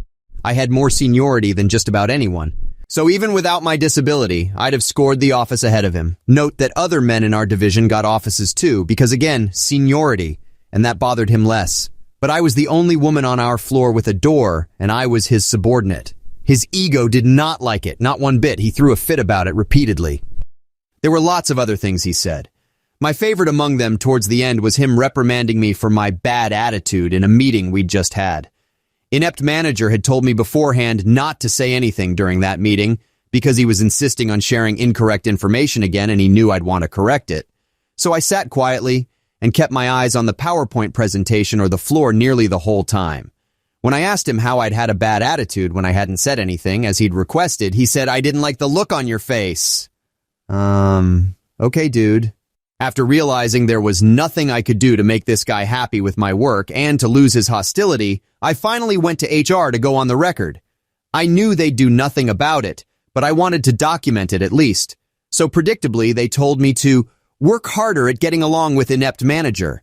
And because it wasn't my first rodeo, I went back to my office and emailed HR saying, "Thanks for meeting with me about my concerns about Inept Manager. I fear his bias and misogyny will reflect negatively in my next performance review." HR should be aware that there is a real problem here and I hope you'll take steps, etc. Which of course they didn't. But now it was on the record. Part 4, the axe falls. And then a few months later, he gave me a terrible performance review as expected. Long story already long. He was trying to fire me for underperformance. Unfortunately for me, the company had started rounds of layoffs all over, and it was the worst possible time to be looking for another job internally. And now I had a bad performance review on my record too. I went back to HR and said, "That thing I said I was worried would happen when we met 6 months ago? That happened. Exactly as I said. Now what?" HR once again was no help. Also, they'd done literally nothing. But hey, it was on the record again. Helpful for the attorney later. When I realized I couldn't find a new gig at my company because of all of the layoffs, I scored a new job for much more money at a different local tech company, and pretty quickly. I live in a tech-heavy area. There was lots of shuffling between 3 to 4 big companies during this time period, and we'd often bump into other company veterans at these other companies. It was a small world. With my track record and references, it was super easy. After that was lined up, I called an employment discrimination attorney to negotiate my exit from the company I thought I'd work at until I retired. Because I had documentation with HR explaining inept managers' misogyny and ableism going back for some time, and because they'd done nothing about it, and because there were witnesses who confirmed his behavior, they had no leg to stand on. They agreed to write me a relatively nice check to go away and to not sue them, and I agreed to not talk about the details of my separation agreement. I went down to my lawyer's office and signed the agreement. I looked to see who had signed the agreement for the company. I assumed it would be someone in HR, but it was still blank. I'd eventually get a copy once someone there signed it. I took my check and packed up my office and left. Bye, old company. I started my new job a few weeks later. Part 5. Karma begins. This was August of that year that I left. I got my copy of the executed contract in the mail in October. Who signed it for the company, you might ask? Not HR, but my executive VP. The one who asked for the urgent, highly important, legally complicated project. The guy I looked in the eye personally and then delivered on this very big thing that he personally asked for before the deadline he asked for. That is who signed off on my separation agreement. I suspect that he had no idea until that moment that I was gone, and I imagine that he likely had many questions about what the hell had happened. And also, why did they have to pay me a chunk of money on the way out? Whoops, I chortled when I saw it. Since the VP knew me and we had some history, an inept manager was new to the division and was one of hundreds of middle managers he'd likely never heard of. I'm guessing inept manager had some explaining to do. I really enjoyed the thought of that. Part 6. Karma for Reals. Cut to November. As I mentioned, it was a relatively small tech community in the area, and those of us who worked in security in particular at Company X would often encounter other current or former colleagues at Company Y or Z or whatever. Heck, there was a ton of poaching going on between the companies. One day I got an in-company chat from someone who'd worked in security at my old company. We'll call her Security Colleague. Security Colleague asked me if I knew someone named Inept Manager. Why yes I did. Why? Because Inept Manager was appearing on Security Colleague's schedule to interview for an open management position the very next day. It seems that shortly after my former executive VP had signed my separation agreement contract, Inept Manager was actively looking for a new job at a new company. Security Colleague asked me what I thought about Inept Manager. I said, I can't really talk about it for legal reasons, which, boom, everyone knows what that means. But if you wanted to ring my personal cell phone later this evening to catch up on old times, please do. She did. I, hypothetically, shared some stories with her about Inept Manager. I also told her where his hot buttons are, the appearance thing, the ego thing, the dominant stuff, etc. And all about his misogyny and ableism, which was perfect since she was conducting his interview. I may have shared some specific scenarios and questions to ask, which I knew would set him off. I wished her luck. And for the love of all that is holy, to please call me after, when appropriate, and tell me how it all went. It did not go well for Inept Manager. When Security Colleague rang me, I couldn't wait. How did it go? Well, he got combative and angry and yelled at me twice during his interview to be hired as a manager. There were lots more details now lost to time. Except, at that company, interviews loops were assessed as such. 1. Strong hire for this role. 2. Hire but not for this role. Not a good fit for this job, but we like them. 3. No hire. 4. No hire ever, not for any role. Inept Manager's interview was rated that last one, no hire ever, blacklisted from any job, ever, at one of the biggest tech companies in the world, after being pushed out the door of one of the other biggest tech companies in the world, Derp. Shortly after that, it appears that Inept Manager moved himself and his wife and kids a few states away to work at a smaller company in another region. It took less than 6 months from when I left my old company for him to be gone as well. What gets me still is that Inept Manager thought I was so inconsequential, so unimportant that he didn't bother to check and see where I landed after he forced me out of the company I loved. And when he had to look for a job himself shortly thereafter, it also never occurred to him that I'd have connections with, thousands of colleagues I'd worked with over the years, some of whom could now be working at Company X or Y or Z, Oregon, where he was interviewing, and where I'd scored a huge raise for myself. To this day, he doesn't know why his interview at Company Y tanked so badly. And since security colleague was not legally precluded from sharing stories she had heard through the grapevine about Inept Manager's management problems, it's possible that some of our old security colleagues at Company Z and other companies in this area heard those stories too, which means he's unlikely to get a job at any major tech company in this area, maybe ever. Definitely not at X or Y, and they are big companies, among the biggest. And it's all because he's an a-hole misogynist middle manager who underestimated lil ol' me. Cue evil laugh. Story 2. Try to steal my legally rented parking spot? Enjoy being unemployed, loser. This happened last night. I am now in a good enough spot to actually post this. I am a professional driver. As such, on the roads in the U.S., there are different truck stops throughout the country that have a pay-to-park system, which is usually about 10 to 20% of the lot marked off as reserved, with each space running from $15 to $25. The truck stop where this took place had parking for $17, which is relatively cheap for a guaranteed spot. The spots are reserved for 24 hours, starting at 4 p.m. local time and extending to 3 p.m. the following afternoon. I knew that I would have a late-night delivery, so I came to the truck stop around 3:30 p.m. and paid for a reserve spot. I told the manager on duty that I had a delivery up the road that night and would be back once delivery was completed, but should still be able to clear out the spot by the next afternoon, today. She told me that this was okay, and she would mark the spot as sold when I left. That way, if someone else comes in trying to reserve that spot, she could consult her notes and deny the sale. 11:15 p.m. rolls around and I take off for my delivery. I don't get out of that facility until 2:30 a.m. this morning. So I groggily drive back to the truck stop to reclaim my paid spot, only to find that the reserved parking spaces are all full. I call the manager on duty, and after giving her my info, inform her that all the spots are full, and that someone has parked in a spot and hasn't paid for it. She sends her other employee out to start checking trucks. The culprit was from a company that is known for their bright orange trailers, and he was a company driver. The other employee starts banging on his door to inform him that he is parked illegally, and he has to move. Meanwhile, I can see the commotion from my mirror, with my vantage point in the fuel island, where I had been instructed to temporarily park. The driver answers the door with a bottle of Heineken in one hand and some sort of smoking instrument in another. I decided to roll down the window to hear the commotion, and I hear the employee tell the driver to either move or he will get the towing company and police involved. This driver is flat out irate that someone had the audacity to tell him where he can and cannot park, so he slams the door on the employee, threatening him. Employee calls the police and tow company, and the police show up first. I had worked for this company before, so I know their policies, and more importantly, what they can and cannot have in their trucks. Alcoholic beverages are not allowed in the cab. Anything that isn't a cigarette or a cigar and a lighter is also not allowed. The big one, though, a gun of any kind was absolutely not allowed, and especially not allowed loaded. This driver had all that and some other not-so-legal substances in his cab, so he was hauled away in cuffs. His truck was hauled away on a wrecker.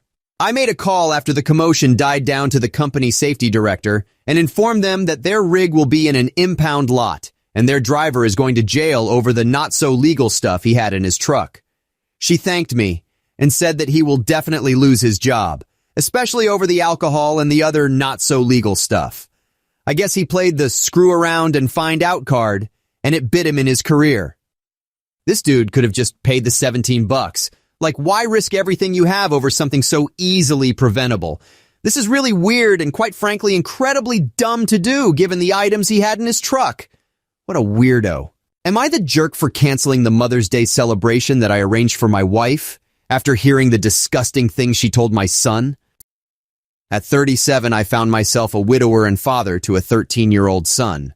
Life took a turn when I met my now wife, a woman with a 16-year-old daughter of her own. Despite our differences, we usually got along well. My son was the quiet one, never demanding attention, while my wife and stepdaughter embodied extroversion. They often encouraged my son to step out of his comfort zone, join activities, and attend family gatherings. Eventually, my son confided in me, expressing his frustration at being pushed beyond his limits. I spoke to my wife and stepdaughter, requesting they give him space and respect his boundaries. They apologized and promised to do so. With Mother's Day fast approaching, I decided to surprise my wife with a celebration. The surprise, however, was short-lived as my stepdaughter spilled the beans. I left work early one day to finalize arrangements for a family gathering at a restaurant. Little did I know I was about to overhear a conversation that would change everything. As I entered the house, my wife's voice caught my attention. She was talking to my son, urging him to convince me to let him stay home during the celebration. Curious, I listened. My son questioned her reasoning, only to be told that his introverted nature would make her family uncomfortable and spoil the occasion. Despite his assurances that he would behave and socialize, she remained unconvinced. Her words turned cold as she reminded him that she wasn't his mother and questioned his insistence on celebrating with her. My stepdaughter chimed in with a backhanded remark, and then they saw me. Silence fell as I sent my son and stepdaughter to their rooms. I confronted my wife, canceling the celebration. She tried to defend herself, claiming I hadn't heard the entire conversation, but my mind was made up. Furious, she demanded to know what she would tell her family. I remained unmoved as she hurled accusations and tantrums my way. The following morning, my wife and stepdaughter left to stay with her parents. No word from her since. Tension fills the air, and though I'm still angry, I can't help but feel hurt. I'd planned the celebration with the best of intentions, but the harshness of her words toward my son couldn't be ignored. Story 2. Am I the jerk for going too far to decrease my boyfriend's medical bill? The night was shrouded in darkness as my boyfriend rushed to the ER following a harrowing accident. When the exorbitant bill arrived, it threatened to upend our lives and ruin our holiday plans.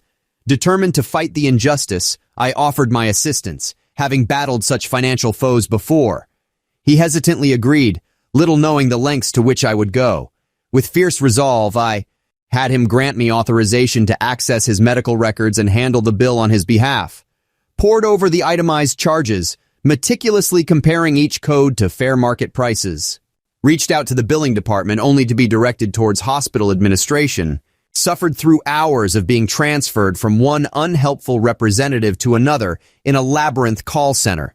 Conducted an exhaustive search on Google and LinkedIn, unearthing the hospital's board of directors and upper management.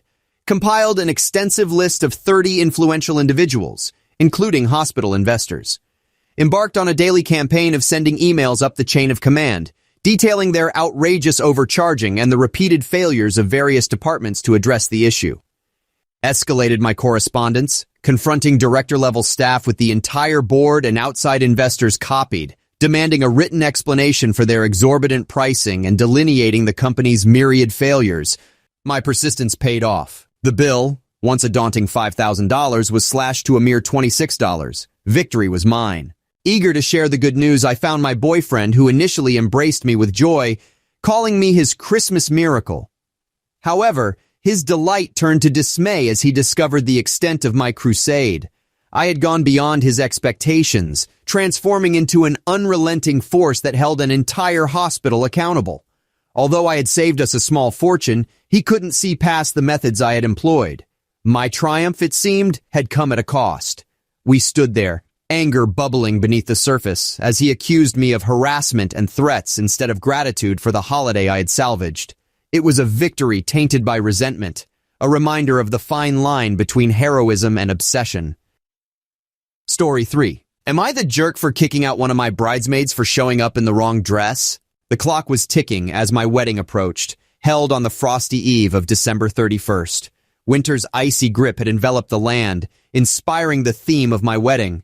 Forest green and gold adorned the event, and tension simmered beneath the surface, Even now, the repercussions still haunt me, and I wonder if I was in the wrong. As winter reigned, I had chosen a forest green dress for my bridesmaids, with my maid of honor draped in black, and everyone adorned with gold accessories. Yet one friend, whom we'll call Kat, rebelled against my choice of color. She argued for something more girly, suggesting hues of pink, blue, or even red. Undeterred, I held firm to my vision, even as Kat pleaded to wear black like my maid of honor. Despite her protestations, I paid for all the dresses. The wedding day dawned, and as the clock's hand inched closer to the ceremony, Kat arrived late, clutching a mysterious bag containing what appeared to be a dress.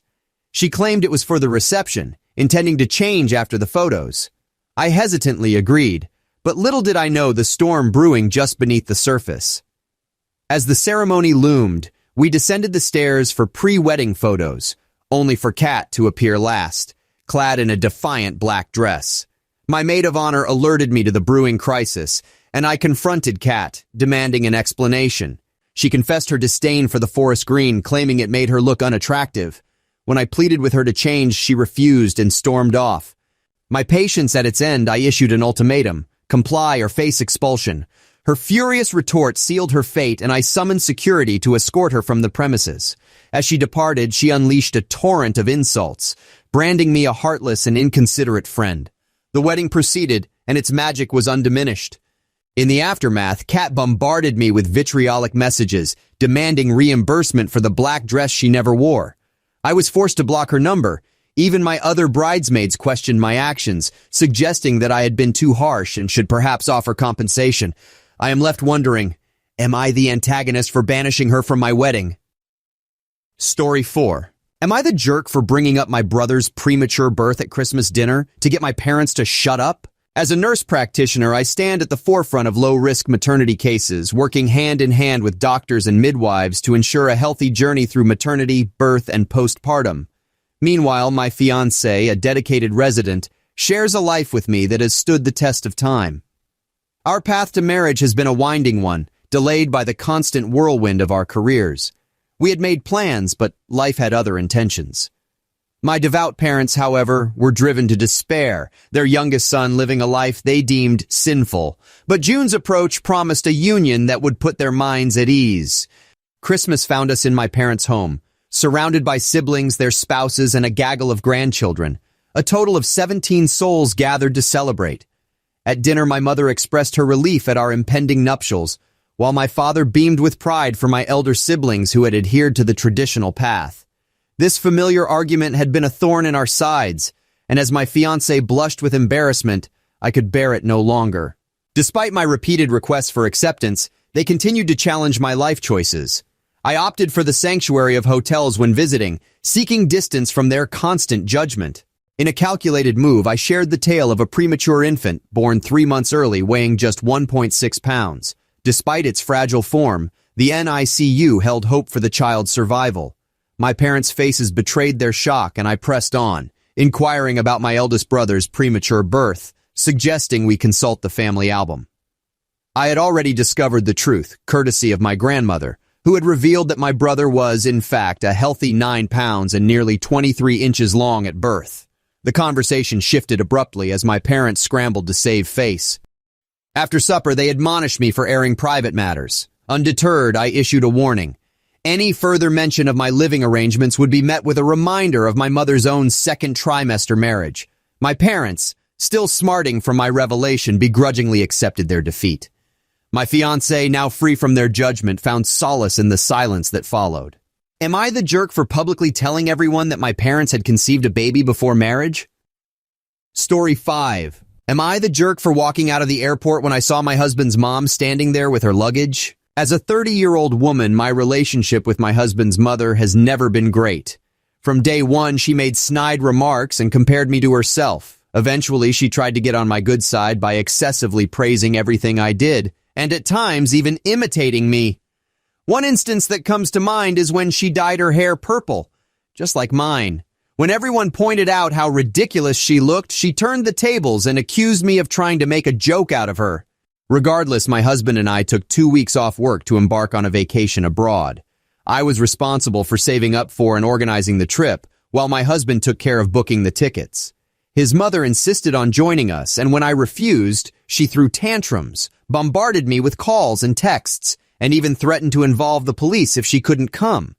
My husband suggested we let her join, but I reminded him that he shouldn't have told her about the trip in the first place. He then issued an ultimatum saying he wouldn't go if she couldn't come. I called his bluff, and he eventually agreed to tell her she couldn't come with us. Things became suspiciously quiet. On the day of our trip, we arrived at the airport around 2 p.m. My husband seemed to be searching for someone as he walked ahead of me. He led me to the waiting area, where I spotted his mother standing with her luggage. I was livid. As they hugged, I quietly turned around and headed for the exit. My husband chased after me, trying to persuade me that I was overreacting and should let it go since his mom was there anyway. I told him he could go with her, but I was going home. Once home, I sobbed into my dog's fur for several minutes, devastated that my husband had booked his mother's ticket without my knowledge. He returned an hour later, furious, accusing me of being pathetic and spiteful for walking out and ruining the trip at the last minute. I argued that he had caused this mess, but he continued to berate me and even called my family to tell them the trip was canceled because of me. My family said I should have endured the situation and tried to enjoy the trip. Did I truly overreact? Story 6. Am I the jerk for not taking down my video that was a gift from my best man? I have a sister who is 6 years older than me. For years, my parents have canceled on me last minute because of my sister. If I have a basketball game, they apologize, saying my sister doesn't feel like going out. When I was graduating, they apologized again because my sister had a bad day at work. They have missed both major and minor events in my life due to her meltdowns. I met the love of my life and we decided to get married. From the beginning, I told my parents I was worried my sister would ruin another special moment in my life. My mom assured me repeatedly that it wouldn't happen. On my wedding day, I received a voicemail from my mom saying they couldn't come because my sister's dog was sick and she was upset. I had no idea about the post until I returned home. Our honeymoon was at a lakeside cabin with no cell service. The post's caption read, "My best friend. He is an amazing person even if his parents never showed up for him." The video consisted of still pictures of us next to her parents, me on the dance floor, and cutting the cake. Moments where both parents would typically appear in wedding photos. The background audio was my mom's voicemail explaining they couldn't come because my sister's dog was sick. A week later, I came home to hundreds of messages from family members on both sides insisting I take the post down.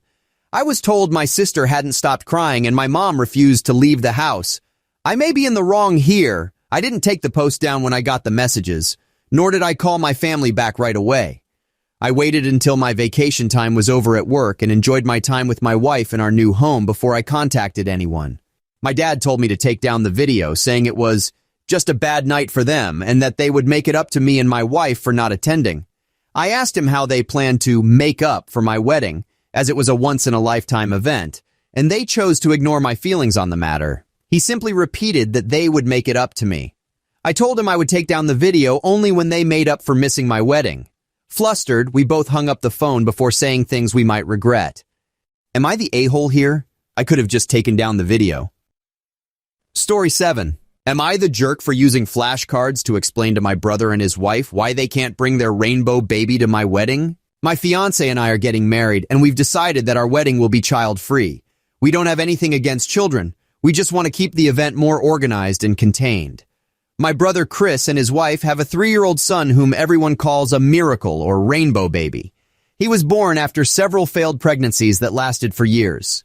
When they found out that my nephew was included in the no children rule, they tried to convince me to make an exception for him. Chris told me his son is a miracle baby and his presence at the wedding would bring blessings for my fiancé and me.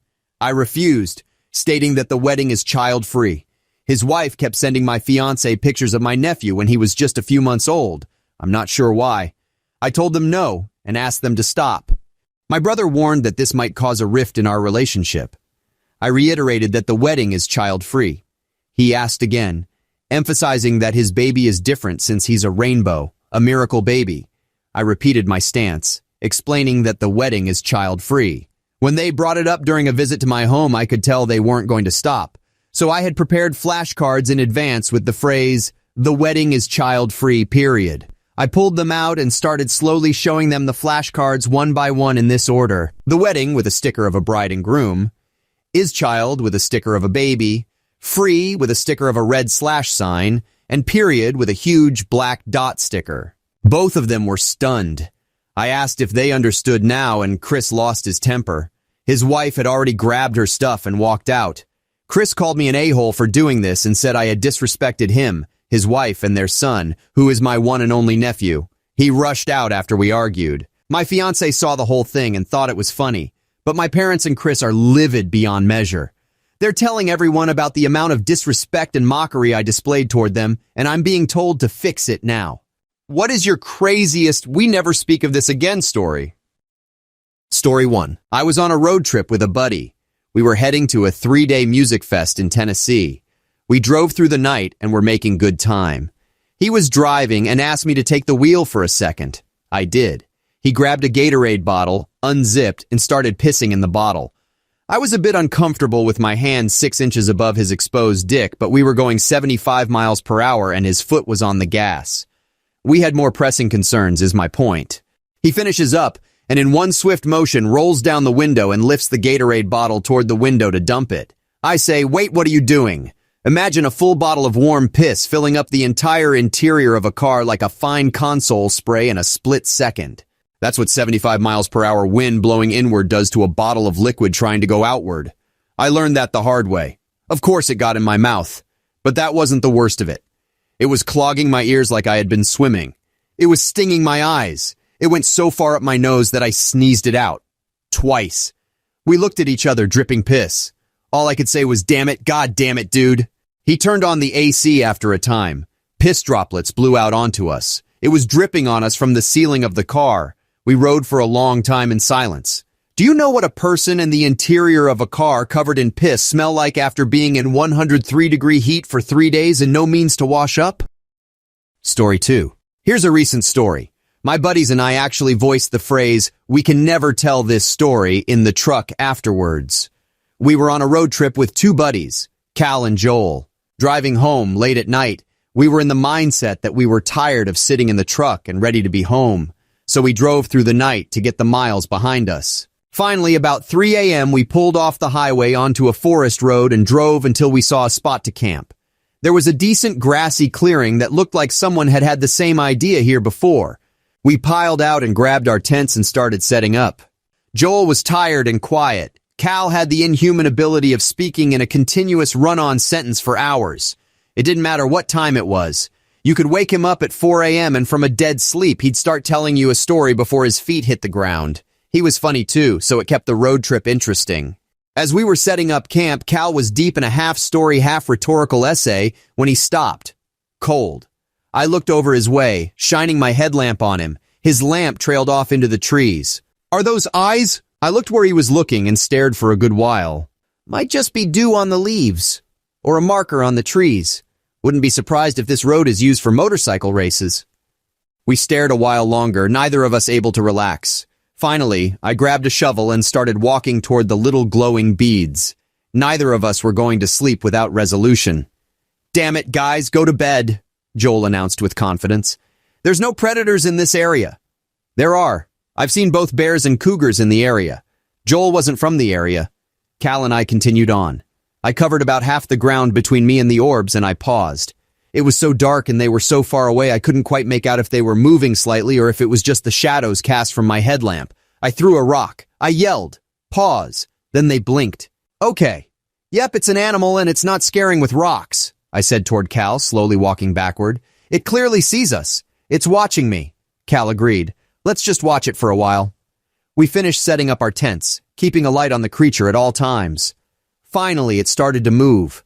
The 2 little orbs raised a few inches off the ground and started strafing us, rocking ever so slightly back and forth as they started a wide circle skirting our campsite. A slight pause here and there, but they continued to close in even as we unleashed a thunderstorm of rocks and yelling and quickly sidestepped toward the truck. Joel, whatever it is, it's moving our way." "Keep a light on it! Keep a light on it!" Joel yelled and fumbled with his tent zipper. He'd already taken his pants off and came booking toward the truck, emanating his own light from his pasty white thighs. He got inside and sat in the back. Cal and I perched on either side of the truck, ready to jump inside so fast we were bound to knock heads over the gear shift. The creature was behind a bush about 20 feet from the truck at this point. The leaves were shifting slightly. It was still coming. Cal and I shared a couple words of encouragement, waiting, and then the bushes parted. When the claw sunk into Cal's neck, he screamed and I dove over the cab. Just kidding. The bushes parted and a freaking deer walked out and right up to the truck. Turns out people had camped here before and apparently they'd fed the freaking deer. Whatever survival instinct once was in this long-legged forest rodent was long gone, and we were 3 men in their jammies crouching in a truck, hiding from it. Full disclosure, I've actually told the story a few other times. Story 3. My, now ex-husband, had to have thyroid surgery a few years ago. He was having a lot of swelling, so they gave him some Percocet to take. Anyone who has taken Percocet before knows that it might work very well, but it's not without side effects. One of those side effects happens to be constipation. We knew this would happen. My husband and I are both doctors. I urged him to keep eating fiber or take a stool softener or something. He laughed it off. Babe, my bowels are amazing. Nothing's going to happen to me. Days passed and he continued to heal, requiring less and less of the medication. I noticed his appetite hadn't picked up much, but I thought, hey, cut him a break. He just had surgery. That night I found him on the couch clutching his stomach and scowling. Immediately I knew what was up and said as gently as I could, "Now will you take the stool softener?" He relented. Hours passed. Stool softeners don't work instantly, and they were up against days of hardened poo. Suddenly he leaped up, ran into the bathroom and slammed the door. I sat outside waiting for a noise, a fart, a wail, something. Finally I heard him sob my name. I walked in, and my cool, aloof husband was bawling his eyes out, sitting on the toilet and pushing on his stomach like an uncomfortable little kid. He turned green and I immediately recognized that face. I had just enough time to grab a trash can to catch the vomit that came streaming out. Seconds before an enormous shard and a huge blast of diarrhea turd chunks. There was my surgeon husband crying, barfing, crapping his brains out and hanging onto my arm for dear life. It was so painful to watch, and to this day, he says it's the only time he's truly been in 10 out of 10 pain. Story 4. My dad kept a huge suitcase full of prawns stashed in the basement of my childhood home. I used to sneak down there and watch such memorable titles as Interview with the Milkman and Buttman's European Vacation. Several years into my secret viewings, my parents put the house up for sale. They took my younger siblings with them on a car trip up north for the weekend in the city they wanted to move to. I stayed home and proceeded to have a party one night inviting a bunch of my friends. We trashed the house, drank a bunch of beer, and of course, watched all of my dad's prawn. Flash forward a few months later, we sell the house and are in the process of packing. I get home from school one afternoon and my father is standing in the driveway with his most terrifying angry dad face. My dad is 6'4", 250 pounds, tattoos, former correction officer in a maximum security prison. I walk up to him and he says, "Why are you snooping through my crap in the basement?" I reply, What? I don't know what you're talking about. He says, BS, what about those videotapes? Some of them aren't even mine, and I have to give them back to someone who let me borrow them. There's some missing. Go down the street and tell your freaking stoner friend to give them back. I bet he stole them. Do it or I'll tell your mother what I found in your room. He holds out my Zippo collection, a glass bowl, various sleeping pills, and caffeine pills I'd take. My dad was blackmailing his 14-year-old son to return his prawn. I got on my bike, rode down the block to my friend's, knocked on his door and asked for my dad's prawn back. He sighed and reluctantly gave me several VHS tapes he swiped from the party night. I rode back up to my house, and in the driveway in broad daylight, my 14-year-old self handed my father back his prawn. It was never spoken about or hinted at ever again. I like to think that my dad and I came to understand each other better that day. Story 5. One night when I was in college, I was really drunk and hungry, but every place that delivered food was closed because it was like 4 a.m. Then I remembered that there was a McDonald's like 2 to 3 miles from campus that I could walk to. I checked the website and it said it was open 24 hours, so I started to make my way. As I got close to the student center on the edge of campus, I started second-guessing whether or not that McDonald's was open 24/7 or not. So I decided to pop into the computer lab in the basement of the center, which was always open, to go online and check again. The lights were off in the lab, so I thought I would be the only person there, But when I entered the room and the lights came on, I saw a security guard sitting at one of the computers. He was startled by me and scrambled to close the window he was looking at, which I could already tell was Pornhub.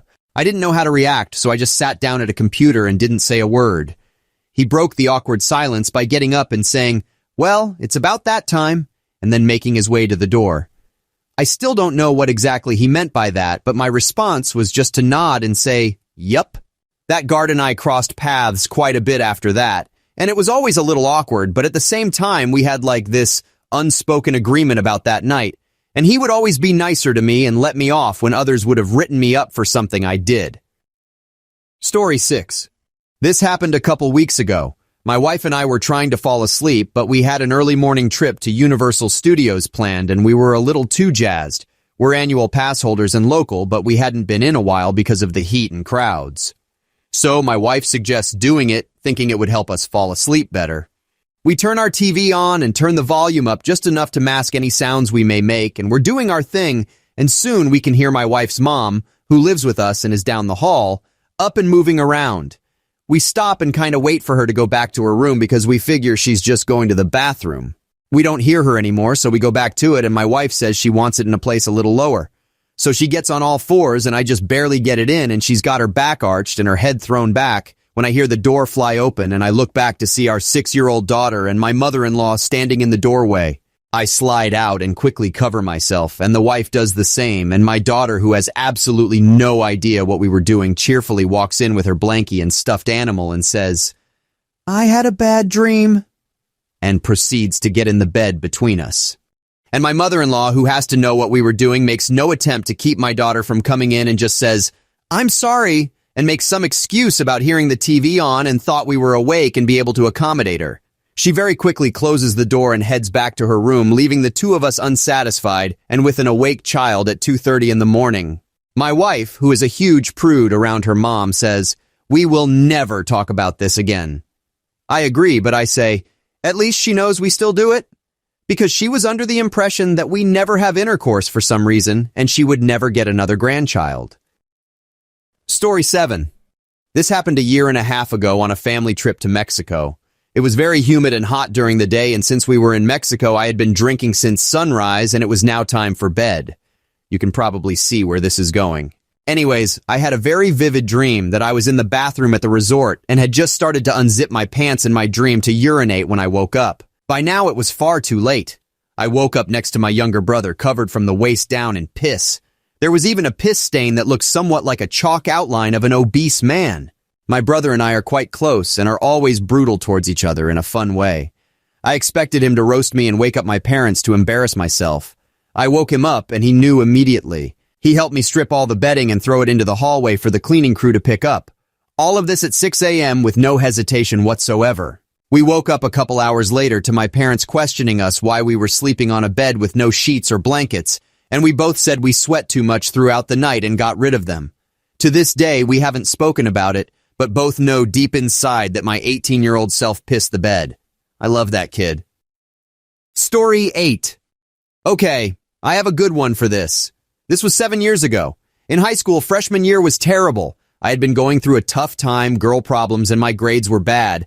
I literally had a 5% in my English class. Needless to say, life sucked. However, a glimmer of hope happened to shine on me. A girl had brought a crap load of brownies to school. Better yet, I was told that they were pot brownies. Now, I've never done drugs. I've only had alcohol twice, and that was after I'd turned 21. I did sports as a kid and was never interested in drugs, but this day had been particularly tough because of a girl. So I decided screw it and asked if I could have them all. Literally all. I wolfed them all down and then just began to go nuts. I slid down the staircase singing A Pirate's Life for Me at the top of my lungs. I was literally falling all over the place and had a great time.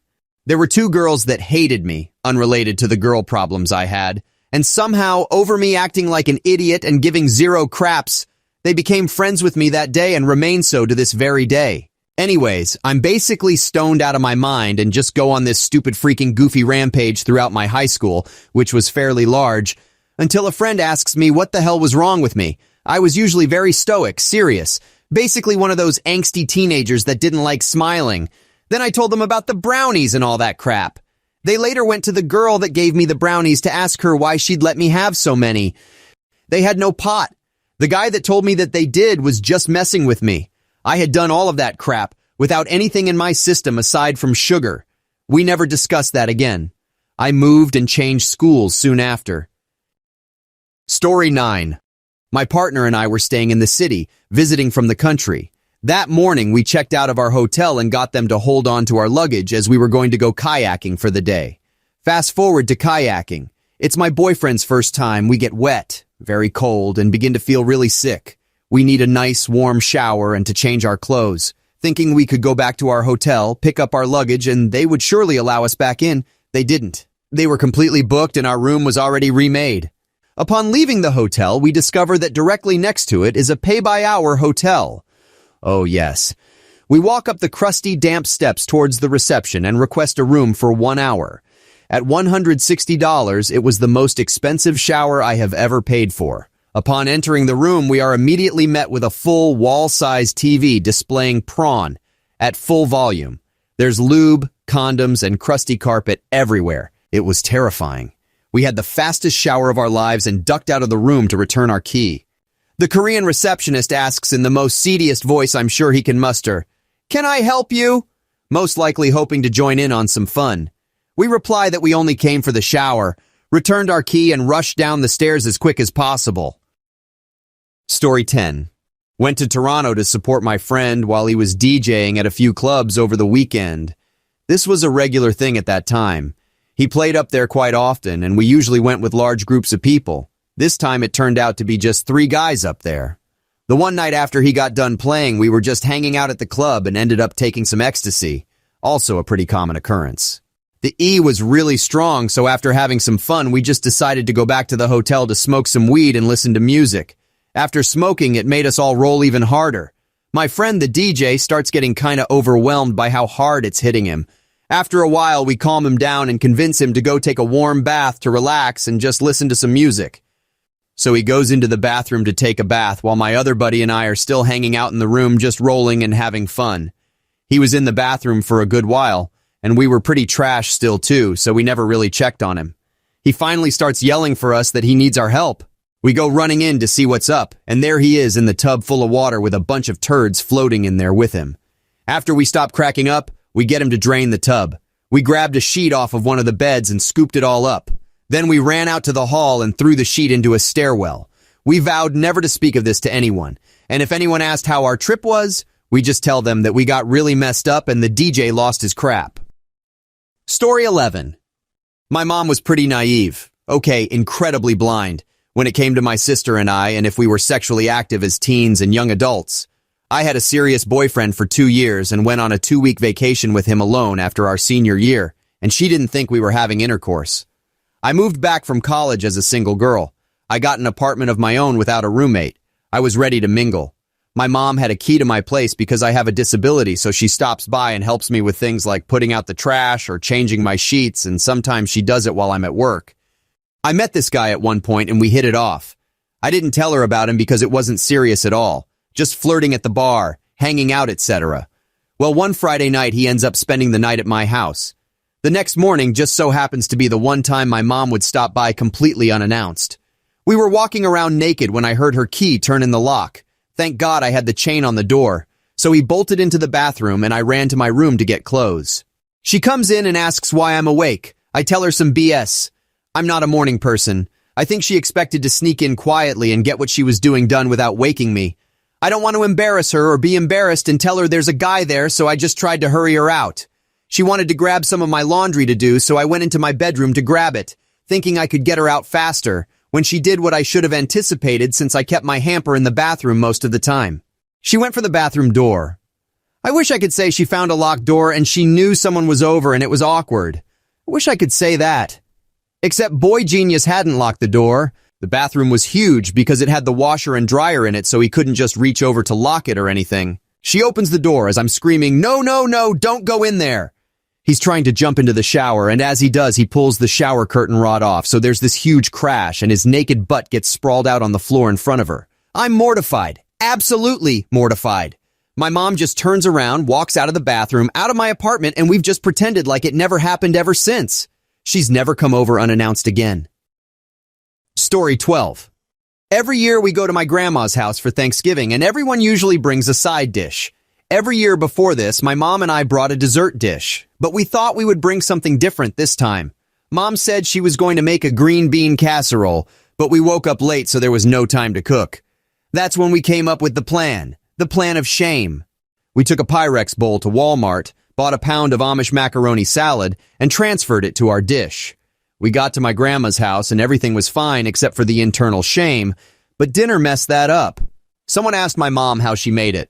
She looked like a deer caught in the headlights but saw me as I walked into the kitchen. That's when I heard her say that she didn't make it, that I had made it. My own mother threw me under the bus. I made up some story about finding it on Google, but I wasn't sure where and promptly left the kitchen before they could ask me about ingredients. We had a good laugh about it on the ride home. She said she was sorry, but she panicked and we would never speak of it again. I still get at least one person every year asking when I'll make that freaking macaroni salad again. What is the biggest plot twist you have ever seen in real life? Story 1. During the last year of my grandfather's life, he had dementia and was having trouble keeping track of reality. Before he was placed into hospice, he kept complaining about a man that was in his house. He would say that he would come around at night and that he was taking his things and using his stuff. Grandma, of course, kept reassuring him that she was the only one there. His doctor increased his medications because he was losing touch with reality so badly. Fast forward to my grandfather's funeral, and a man showed up that wasn't known by more than a few people in the family. Turns out he was an old friend of my grandmother's who showed up to give his support.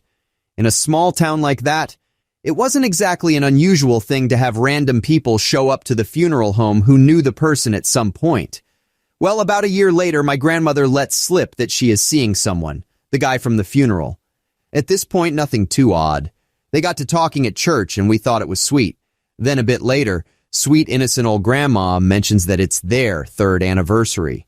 Grandpa died 2 years prior. This man was the person that Grandpa saw in his house every night. He was the reason that everyone thought Grandpa was going crazy. He was the reason that my grandfather was medicated to the point of being a vegetable for the last horrible year of his life. Story 2. I was on a flight from Paris to Boston. I had the aisle seat across from a little hall of bathrooms in the middle of the plane. At one point, a man from a few rows up goes into a bathroom and after a couple of minutes comes out and is just standing in the aisle, so it gets my attention. He keeps going in and coming back out looking up towards where he is sitting. I see a woman who is sitting next to his empty seat shake her head at him, but he doesn't give up. Finally, after like 5 times of coming in and out, he finally gets the woman to come back there. The lights are out and most of the plane is sleeping, and once she comes back to him, they start making out in the bathroom hallway before he goes into one and pulls her in with him. They are in there for quite a while, and then he comes out and goes back to his seat, and a few minutes later she comes out and does the same. They are really flirty in their seats, and about an hour later repeat it. The man goes in, and then she joins him. They end up doing this 3 times throughout the flight. My husband, who is sitting next to me, has caught on to what they are doing as well, and we made a joke about how they must be newlyweds on their honeymoon. We get off the plane and the woman is standing at the gate waiting and the man is nowhere in sight. As the people from the back of the plane get off, a completely different man goes up to her and gives her a kiss on the lips and asks her if she was able to get any sleep on the flight and calls her dear. Then they walk off towards the luggage area with their arms around each other. So apparently what we thought was an adventurous newlywed couple was actually a woman hooking up with her seatmate while her husband was sitting in the back of the plane. Story 3. In 1991, I was 19 years old, and I had just signed the lease for my first solo apartment. I had also just gotten the first paycheck from my new job, and I deposited the paycheck at an ATM, another first. I'd always gone into the bank to do it. 2 weeks later, I got my bank statement in the mail, and I saw with horror that I only had $1 in my account. That was way wrong, because I should have had at least $200. I'd been very careful with my spending.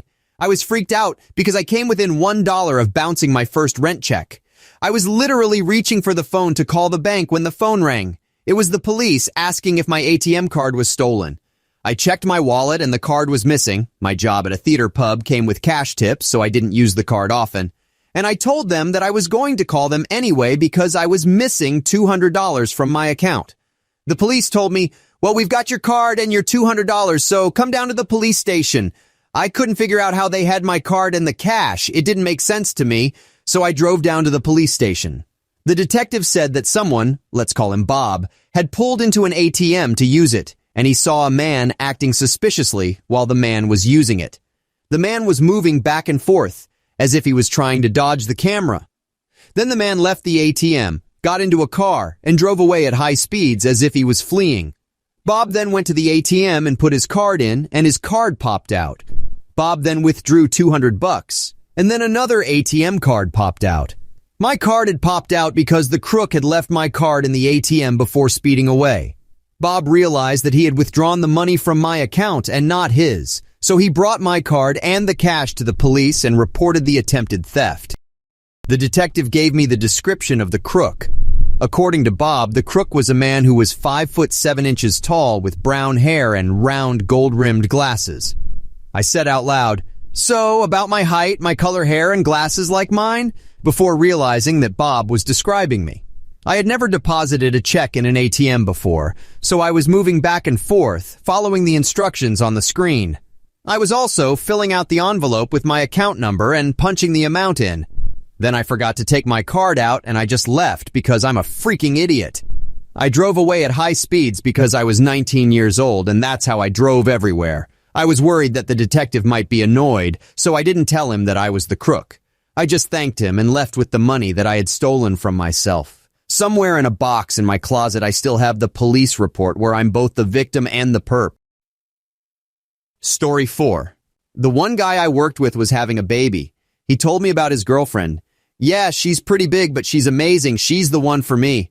I didn't know him very well, but as he talked about the pregnancy and so forth, and I gave him encouraging words and how his life was going to change so much, we bonded a bit.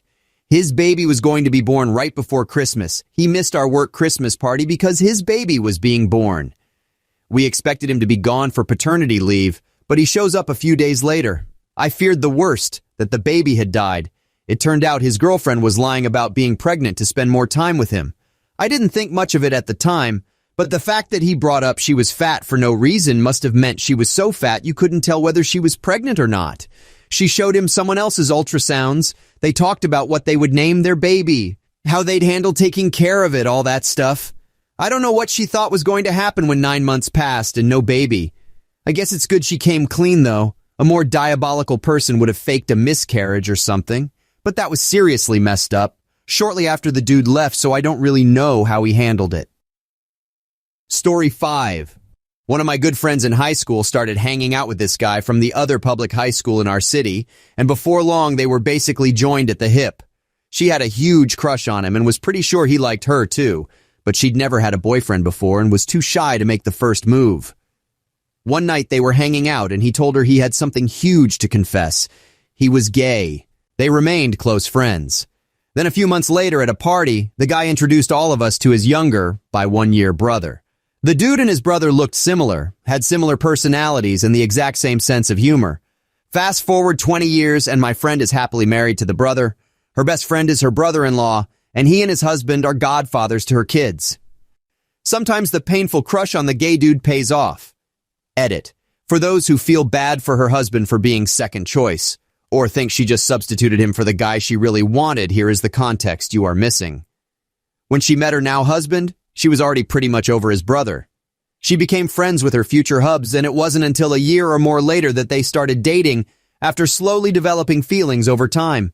Her crush on his brother was brief and adolescent, and she 100% loves her husband for who he is. Yes, the qualities the two brothers share in common were part of what made her develop feelings for both of them, because those are the qualities she finds attractive. Trust me, folks, there is no victim in this story. Everyone ended up happy and loved. Story 6. When I was a teenager some 25 years ago, I played trumpet in the school band. We did a Halloween parade, but I had nothing to dress in costume for. I decided on a large black sheet with a hole in the top for my huge ponytail to stick out from the top in all its glory of crazy frizzy poof of curls, and a hole for my face and arms to stick out. I got a lot of, "What the heck are you supposed to be?" I don't know, whatever, I suppose. Anyway, after the parade, my mother wanted to see my locker before leaving just to surprise check for anything not allowed. We pass by the auditorium and notice a talent show just beginning. Mom pressured me to enter playing my trumpet, in this weird whatever costume no less. By the time I was to go on, I still had no clue what to play. I felt silly in my Halloween costume getup when nobody else was in costume unless they were dancing or a magician act. I walked down the aisle towards the stage with trumpet in hand, contemplating what to do in my nervousness. I heard whispers among the crowd as I climbed the little 3 steps of stairs up on the stage. I trip and fall up the remaining 2 stairs. I'm so clumsy, so I stand up and play it off like I meant to do that. Began acting silly and tooting my horn like a duck. I did a silly dance to an improv version of the most basic song to play, Hot Cross Buns by 3 Blind Mice.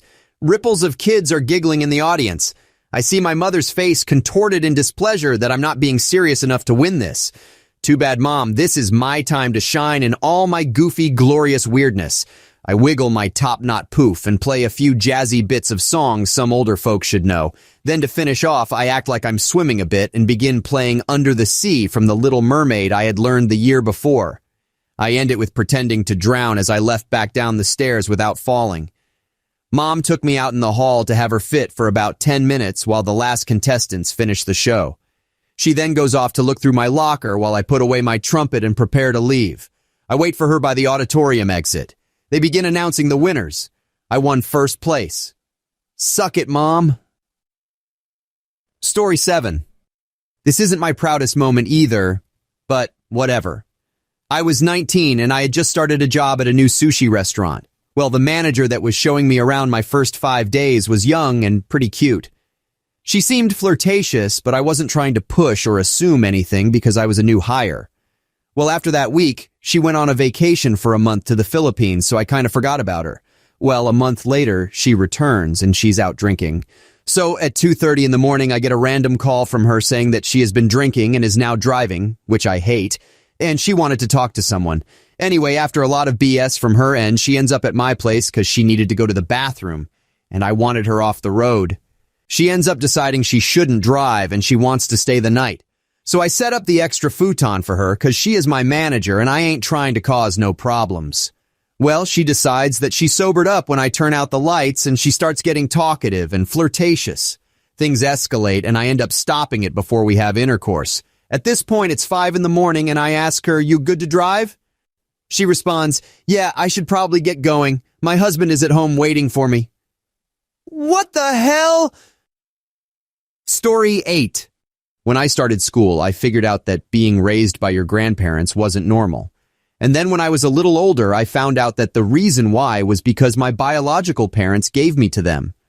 I was told that my biological mother was sick and assumed that I was maybe a few months old at the youngest. No one talked much about my biological father or his family, and I only met his father and stepmom once when I was a toddler.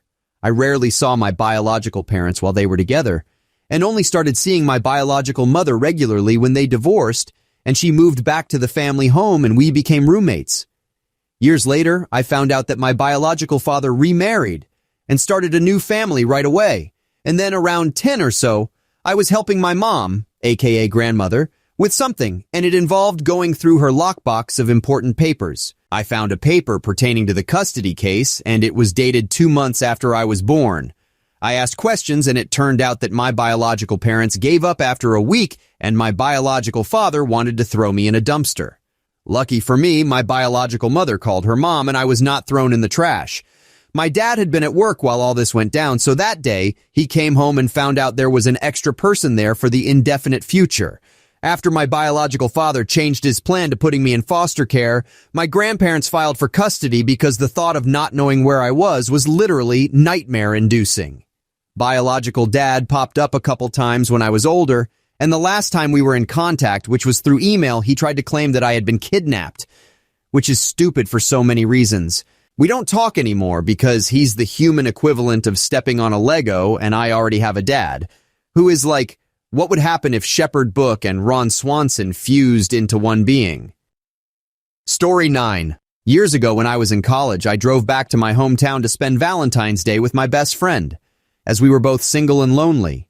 She got a group of people together and made plans for all of us to go ice skating together on V-Day. A lot of people we knew from high school were going to be there, including this one skanky girl my bestie did not like. When I asked her why she had invited this girl, she started gushing about how much this girl had grown and matured and how impressed she was by her. Well, great, I thought. I love me a good success story, and I was really excited to see her. Well, ice skating never happened. That girl had gotten into an argument with her mother and her ex, during which she had threatened to unalive herself. Her mom and ex made the mutual decision to call 911 and have her admitted to the hospital. So my best friend and I went to visit her in the hospital. Now, apparently, when you are a female and you're admitted to the hospital for mental health concerns, they do a bunch of tests on you, including a pregnancy test, and they for sure pregnancy tested her. She dropped the bomb on us that she was 8 weeks pregnant. We congratulated her, of course, even though a baby was the absolute last thing she needed. And bless her heart, she seemed to be self-aware enough to realize this, and she kept telling us, "No, this is not a good thing. But wait, there's more. You thought the pregnancy was the plot twist, right? Well, little did we know there was much more to come." See, after leaving the hospital, my best friend and I decided to hit up the grocery store for some chocolates and sparkling grape juice to enjoy together. While at the grocery store, we ran into a guy that my best friend knew from elementary school. They made small talk for a few minutes. Now, apparently, he knew Skanky Girl too, and I can't remember why, but he brought her up. And here's where it gets good. He mentioned that the last time he had seen her was a couple of months ago while hanging out with a mutual friend. My best friend told him that Skanky Girl was in the hospital because she had threatened to unalive herself and that we had just visited her in there. And get this, she's 8 weeks pregnant. Upon hearing this news, the poor guy's face went as white as a sheet. He told us that the last time he saw her, which was about 8 weeks ago, he had hooked up with her without a condom. A few weeks later, she had called him to tell him that she was pregnant and the baby was his. She didn't have enough money to pay for an abortion, so he had borrowed $500 from various friends and family members so she could have one. So what he and we wanted to know was this. If she was still pregnant, then where did the money go? It's been almost a decade and we still don't know the answer. Am I the jerk for not helping my dad when he needed me because I resent him and my stepfamily? The gist is this. I lost my mom to a long-term health issue when I was 10. The cost of treatment drained my parents' finances, and it was just Dad and me after Mom died. No extended family. Dad started dating when I was 12, and he met Jane. After a few months, he told me her son had a form of brain cancer and was very sick, and that they were getting married, and he would be helping to take care of her son. We went from 2 in a tiny 2-bedroom house to 4 in a tiny 2-bedroom house, and I had to share a room with a terminally ill toddler I didn't know. We had to make so many changes. No more takeout, which was a once-a-month treat before that. I had to stop my only extracurricular activity. I could have no friends over because noise bothered him. No space that was just mine. No extra money for celebrating birthdays and Christmas. When I was 15, Dad and I got into a huge argument because I was never home and was always saying no to helping Jane take care of her son.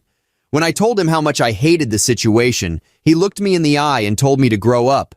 He also told me that I was old enough to understand that life wasn't always easy or fun, and that a rougher life can build character.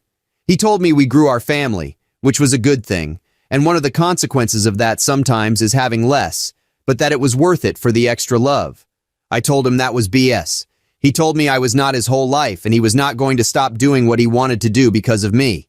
Then he told me to never ever say anything negative around his stepson because he was a kid and didn't need to know I resented him for being sick. After that talk, I was even more distant and left when I was 17, right after graduation, and I couch surfed until I went to college. I graduated high school at 17 and turned 18 that October. I didn't stay in touch. When I was 19, I heard that Dad's stepson had died. In college, I met my wife and we got married this past June. Then in November, my dad showed up and told me he wanted to talk. I shut the door in his face. He kept showing up wherever I was, to talk. After getting annoyed with him, I agreed to meet him for a coffee. He told me how he'd ended up divorced from Jane and how his stepson had died, and he looked disappointed when he learned that I already knew. He told me how he'd been struggling a lot and how he was hoping I could help him out. I laughed in his face and told him he had some nerve coming to me for help. He mentioned how he'd spent a lot of money on finding me and he wanted us to repair things, but he also needed my help. I told him no way. He became angry and told me he was my dad and was always there for me and I owed him. I told him I owed him nothing and I threw most of his words back in his face, including that he needed to grow up and that he was not my whole life and would not stop me from doing what I wanted. It became a bit of a scene. He told me at my age I should have grown more compassion. Am I the jerk? It's definitely a tricky situation, and how you feel about it could really depend on your personal values and beliefs. I mean, I'd say that family bonds don't always have to be defined by blood. Sometimes a lousy family member is just a lousy person, and sharing some DNA doesn't give them a free pass for their jerk-like behavior. Some might argue that they should help their dad, but in my humble opinion, dad's the one being a jerk here. I mean, come on, asking a 15-year-old to sacrifice their happiness for someone they have no attachment to. That's just not fair. Growing up is something you do as an adult, and kids deserve to enjoy their childhood while they can. After all, you only get one shot at being young and carefree. So what do you guys think? Is OP the jerk for not helping their dad? Story 2. Am I the jerk for screaming at my sister and calling her a coke addict? I'm 18 years old. I live with my parents and my sister Joanne, who is 23 years old. Joanne has a cocaine habit and she claims it's normal in her job and it's just the lifestyle of being a chef, yada yada. My parents seem to be ignoring it since Joanne pays her rent on time and keeps to herself when she's in the house and doesn't cause many problems. I'm a college student on a government grant, and I'm in college Monday through Friday up until 6 p.m. Working isn't really an option for me right now, so I don't go out much and I spend all my money on college supplies. Joanne doesn't seem to understand this and is always asking to borrow money and whatnot. I always say no because it works out that I only have $40 every week to spend on college stuff and travel to college. I got a Christmas bonus on my grant and I ended up deciding to book tickets for a small local gig that's next week. I booked 2, one for me and one for my best friend because her birthday is the same day and she loves the type of music. It was meant to be a surprise for her. I had told Joanne about this on one of her good days because I was genuinely excited to finally do something and live the college student lifestyle for a night. The tickets were digital, on an account shared with my parents. Joanne had asked for the login details, telling them that she wanted to book tickets to something, but she was lying and used it to sell my tickets for drug money. I didn't find out until I had gotten the email to confirm that the tickets were sent to someone else, and I was really confused at first. I checked and they were sent to someone that Joanne knows. I went straight to her when she got home and asked what the hell she did, and she tried lying, but I showed her proof it went to someone she knows and told her I wanted my money back then and there. She told me it was gone already. I lost my mind and started yelling at her because it wasn't fair. My mom was just in from work and I was screaming at my sister who was crying at that point saying she was sorry and she didn't know it would upset me this much. My mom got involved and told me to keep my voice down and that we'd talk about it later, and I told her to shut up and stay out of it. I ended up saying something along the lines of, "Why is it fair that you get to do this to me when I've never even drank alcohol or smoked weed? Why does the cocaine addict get to be the golden child but not me?" My mom stepped in and put a stop to it then and there, and my sister had started screaming back at me for what I called her. My mom said that was out of line and she just made a mistake.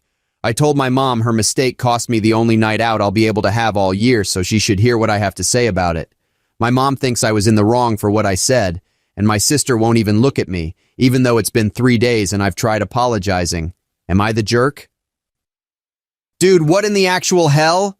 No, you aren't the jerk for being mad that your sister stole something from you. You have every right to be pissed. I think your mom is also a jerk for downplaying the whole situation. And you said you even apologized also? There's no way I would have apologized in this situation because you did nothing wrong. You told her the truth, and if that upsets her, maybe she should reevaluate her decisions. Your mom needs to seriously have an intervention with your sister if she's so far gone that she has to steal money from her own sister to buy drugs. You are not the jerk at all, OP. Story 3. Am I the jerk for banning my husband from speaking to my sister because he won't stop debating her about politics?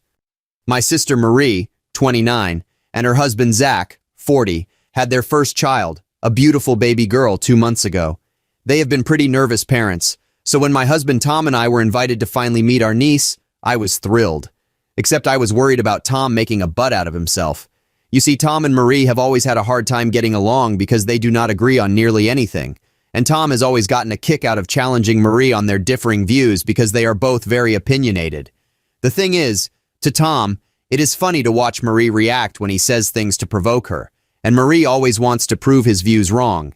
In his head, because she was in grad school for social sciences, she finished right before having her baby, and is knowledgeable about the topics that Tom wants to argue about, Marie shouldn't have a problem with debating him because it's literally her job. In the past, both Tom and Marie have initiated these arguments, and they have both been guilty of taking it too far in the past.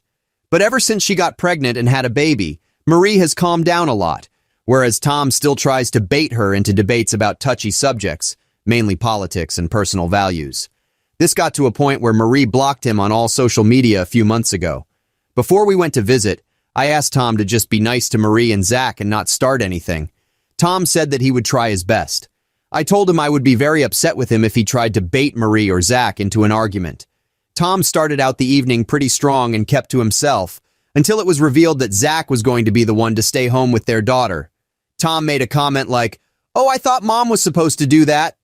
Zach said that it was pretty rude for Tom to say that, and when Tom asked how, Zach told him that moms can have careers too, and that Marie shouldn't give up all the hard work she just did.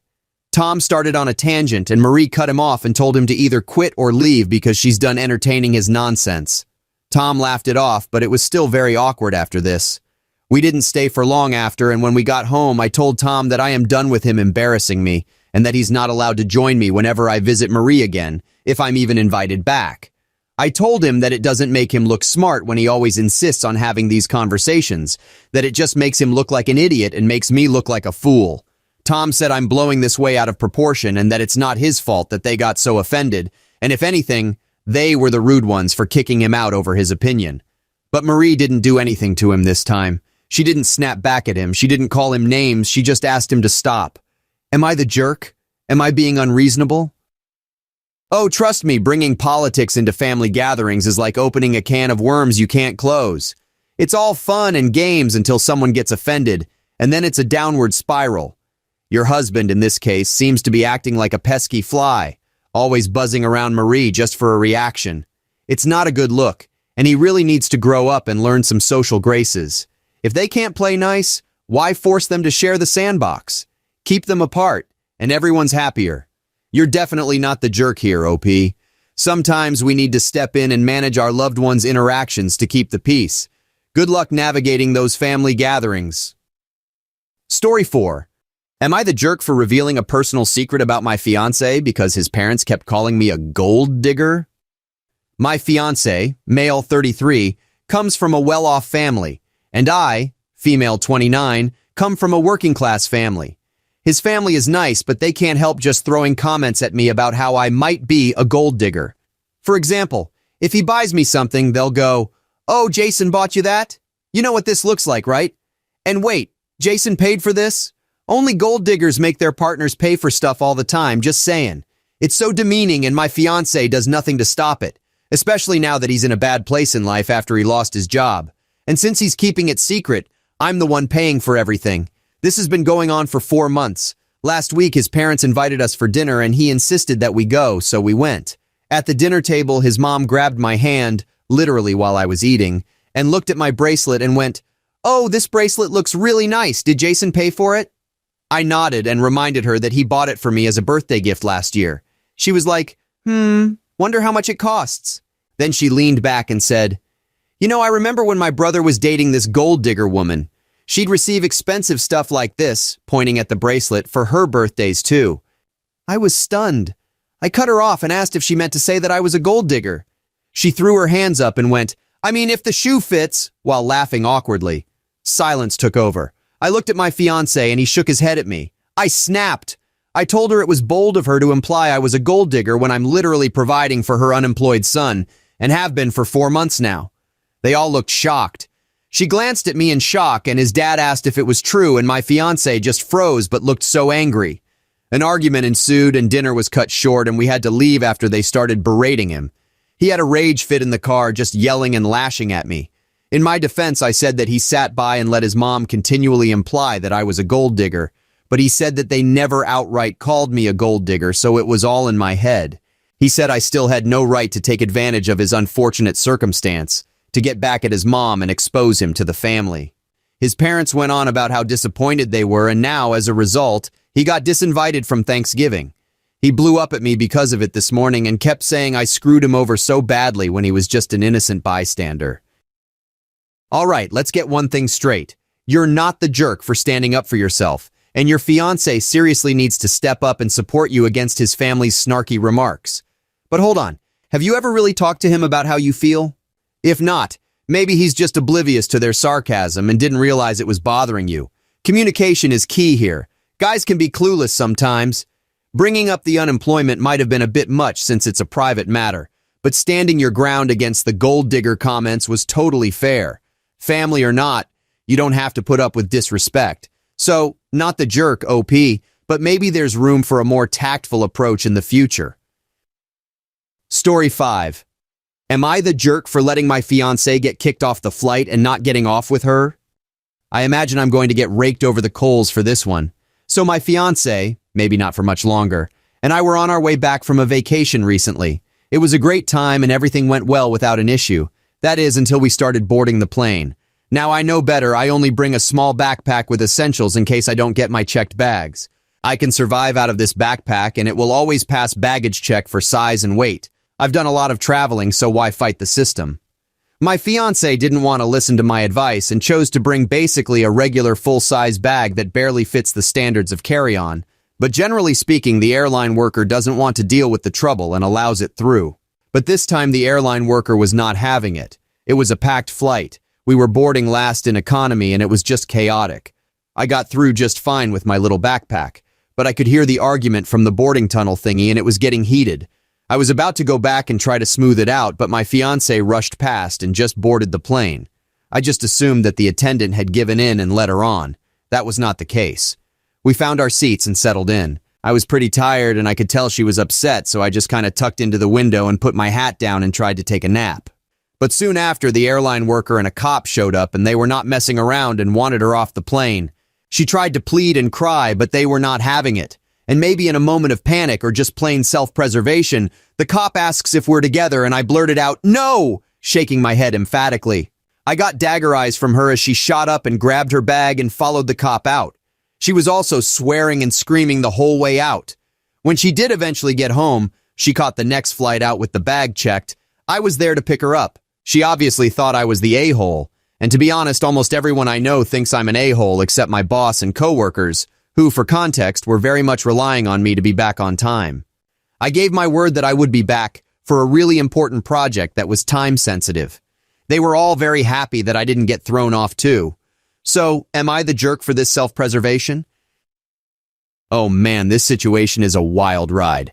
I can't help but laugh imagining you waking up and being like, "Wait, what? Who? Nope, never heard of him," just to avoid the chaos.